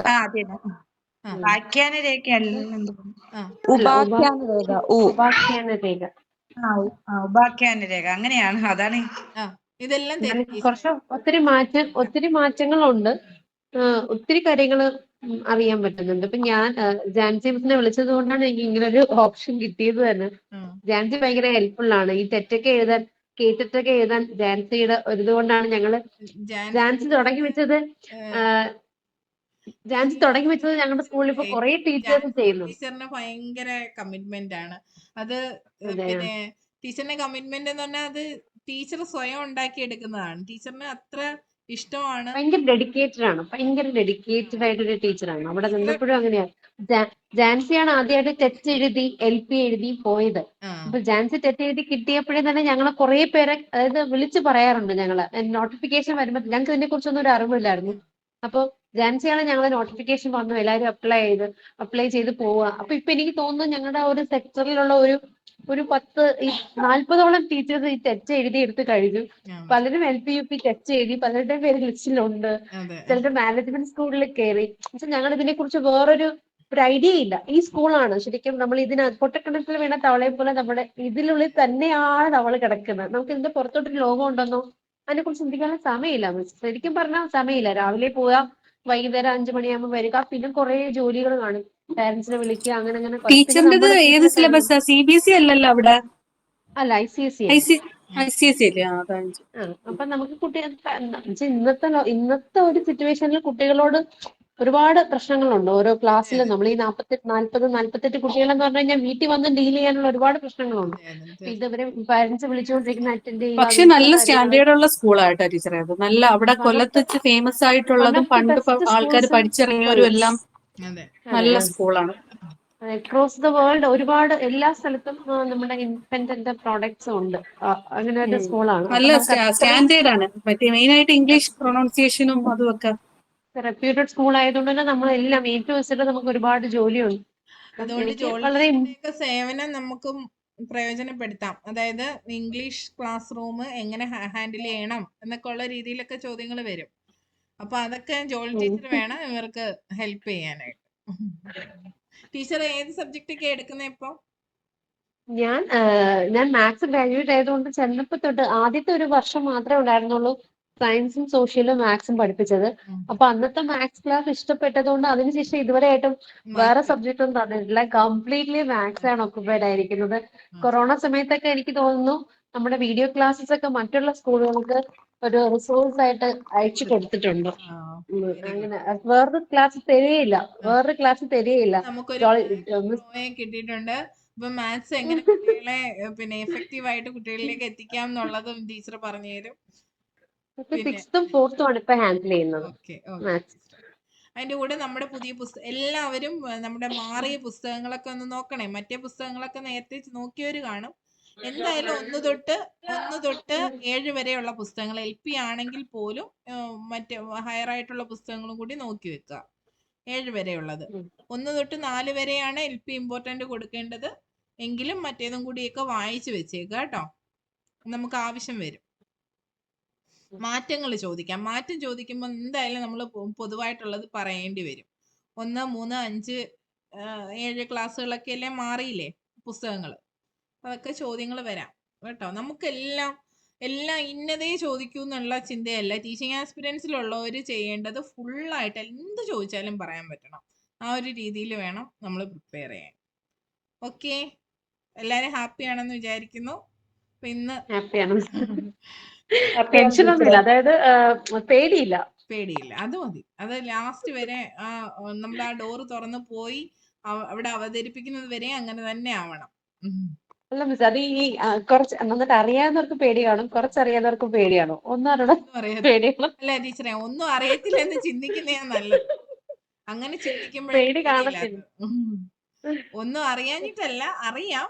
പിന്നെ നമുക്ക് എല്ലാം അറിയാം എന്നുള്ള ഭാവം വരാതിരിക്കട്ടെ. അല്ല, വരുന്നിടത്ത് വെച്ച് കാണാം. അങ്ങനെ ഒരു ആറ്റിറ്റ്യൂഡിലങ്ങ് പോവാ. എന്റെ പിള്ളേരെല്ലാം സൂപ്പറാ. ഇതുവരെ വന്ന 10 പേരും കൊള്ളാം. പിന്നെ ഇതിനകത്ത് ഇച്ചിരി പ്രശ്നം വരുന്നത് എനിക്ക് ഇഷ്ടപ്പെടാത്തതും കൃത്യമായി മറുപടി തരാതിരിക്കുമ്പോ, നിങ്ങൾക്ക് ബുദ്ധിമുട്ട് വരുമ്പോ എന്നെ കൃത്യമായിട്ട് അറിയിക്കാതിരിക്കുമ്പോ, ആര്യ ടീച്ചറിനൊക്കെ ഞാൻ എക്സ്ക്യൂസ് കൊടുക്കാറുണ്ട്. എനിക്ക് നന്നായിട്ട് അറിയാം. 2 പിള്ളേരുണ്ട്, കുഞ്ഞാണ് ഒരാള്. ടീച്ചറിന് ഞാൻ പ്രത്യേകം സമയവും ഞാൻ പറഞ്ഞിട്ടുണ്ട്. ടീച്ചർ 8, 9 എന്നുള്ളത് കുറച്ചുകൂടി ടൈം എടുത്തോ. പക്ഷെ അതുപോലെ എല്ലാവർക്കും തരാൻ പറയുകയാണെങ്കിൽ നമുക്ക് തരാൻ പറ്റും അല്ലേ? എന്തെങ്കിലും അതെ, എനിക്കൊരു മോളേ ഉള്ളൂ. ആൾ 10th-ലാണ്. അപ്പം ഞാൻ അതിൻ്റെതൊരു ട്യൂഷനും ഓട്ടോ ഒക്കെ ആയിട്ടുള്ളത് എനിക്ക് വീട്ടിൽ സത്യം പറഞ്ഞാൽ വന്ന് കയറുന്നത് ഞാൻ ഒരു 7 മണിക്കൊക്കെ ആയിരിക്കും ഇയാളെയും കൊണ്ട് കറങ്ങിയിട്ടൊക്കെ വരുന്നത്. സാരമില്ല ടീച്ചറെ. പാവ അനുജ ടീച്ചർ നമ്മളെ പോലുള്ള വലിയ ആൾക്കാരെ മെരുക്കേണ്ട അവസ്ഥയാ പോയിരിക്കുന്നത്. അതാ അവിടെ മോള് ഒരു സമയത്ത് തിരിച്ചു ചോദിക്കും, എന്നെ ഇങ്ങനെയൊക്കെ ഓടിച്ച് പഠിപ്പിച്ചിട്ട് അമ്മ എന്ത് ചെയ്തു എന്ന് ചോദിക്കും. പിന്നെ ഞാൻ ടീച്ചറെ സോറി സർ, ഞാൻ ഒന്ന് ഇറങ്ങിക്കോട്ടെ. ഓക്കെ എല്ലാരും പൊക്കെ, കുഴപ്പമില്ല. അതുകൊണ്ട് ജോളി ടീച്ചറെ, മോളുടെ സ്വപ്നങ്ങളുമായിട്ട് മോള് പോവും. നമുക്കിനി അധിക കാലമൊന്നുമില്ല നമ്മുടെ സ്വപ്നങ്ങളൊക്കെ അച്ചീവ് ചെയ്യാൻ. അല്ല ഞാൻ ഓടി ഇപ്പൊ അവളെ മോൾ LKG തൊട്ട് ഇപ്പൊ 10th വരെ നല്ല ഓട്ടമായിരുന്നു, നല്ല ഭയങ്കര ഹാർഡ് വർക്ക് ആയിരുന്നു അതിന്റെ കൂടെ. ഇനിയിപ്പോ 10th കഴിഞ്ഞാൽ പുള്ളിക്കാരിക്ക് ഒരു കോൺസെപ്റ്റ് ഉണ്ടല്ലോ, അതിലോട്ട് പോകും. അപ്പൊ ഞാൻ എന്തായാലും ഒറ്റപ്പെട്ട് പോകും. അപ്പൊ അതുകൊണ്ടാണ് ഞാൻ ഇപ്പൊ ഇങ്ങനെ ചിന്തിച്ചത്, LP എഴുതാമെന്ന് ചിന്തിച്ചത്. നമുക്ക് എന്തെങ്കിലും കിട്ടിയാൽ നമുക്കൊരു വേൾഡ് ഉണ്ടല്ലോ. കുഞ്ഞുണീറ്റോ? Hi hi. ഓക്കേ, ഇനി ഞാൻ ഇറങ്ങട്ടെ ടീച്ചറെ. ഇറങ്ങിക്കോ എല്ലാരും ഇറങ്ങിക്കോ. Bye. Thank you teacher. Thank you teacher. Okay, thank you teacher. Bye, good night. Good night.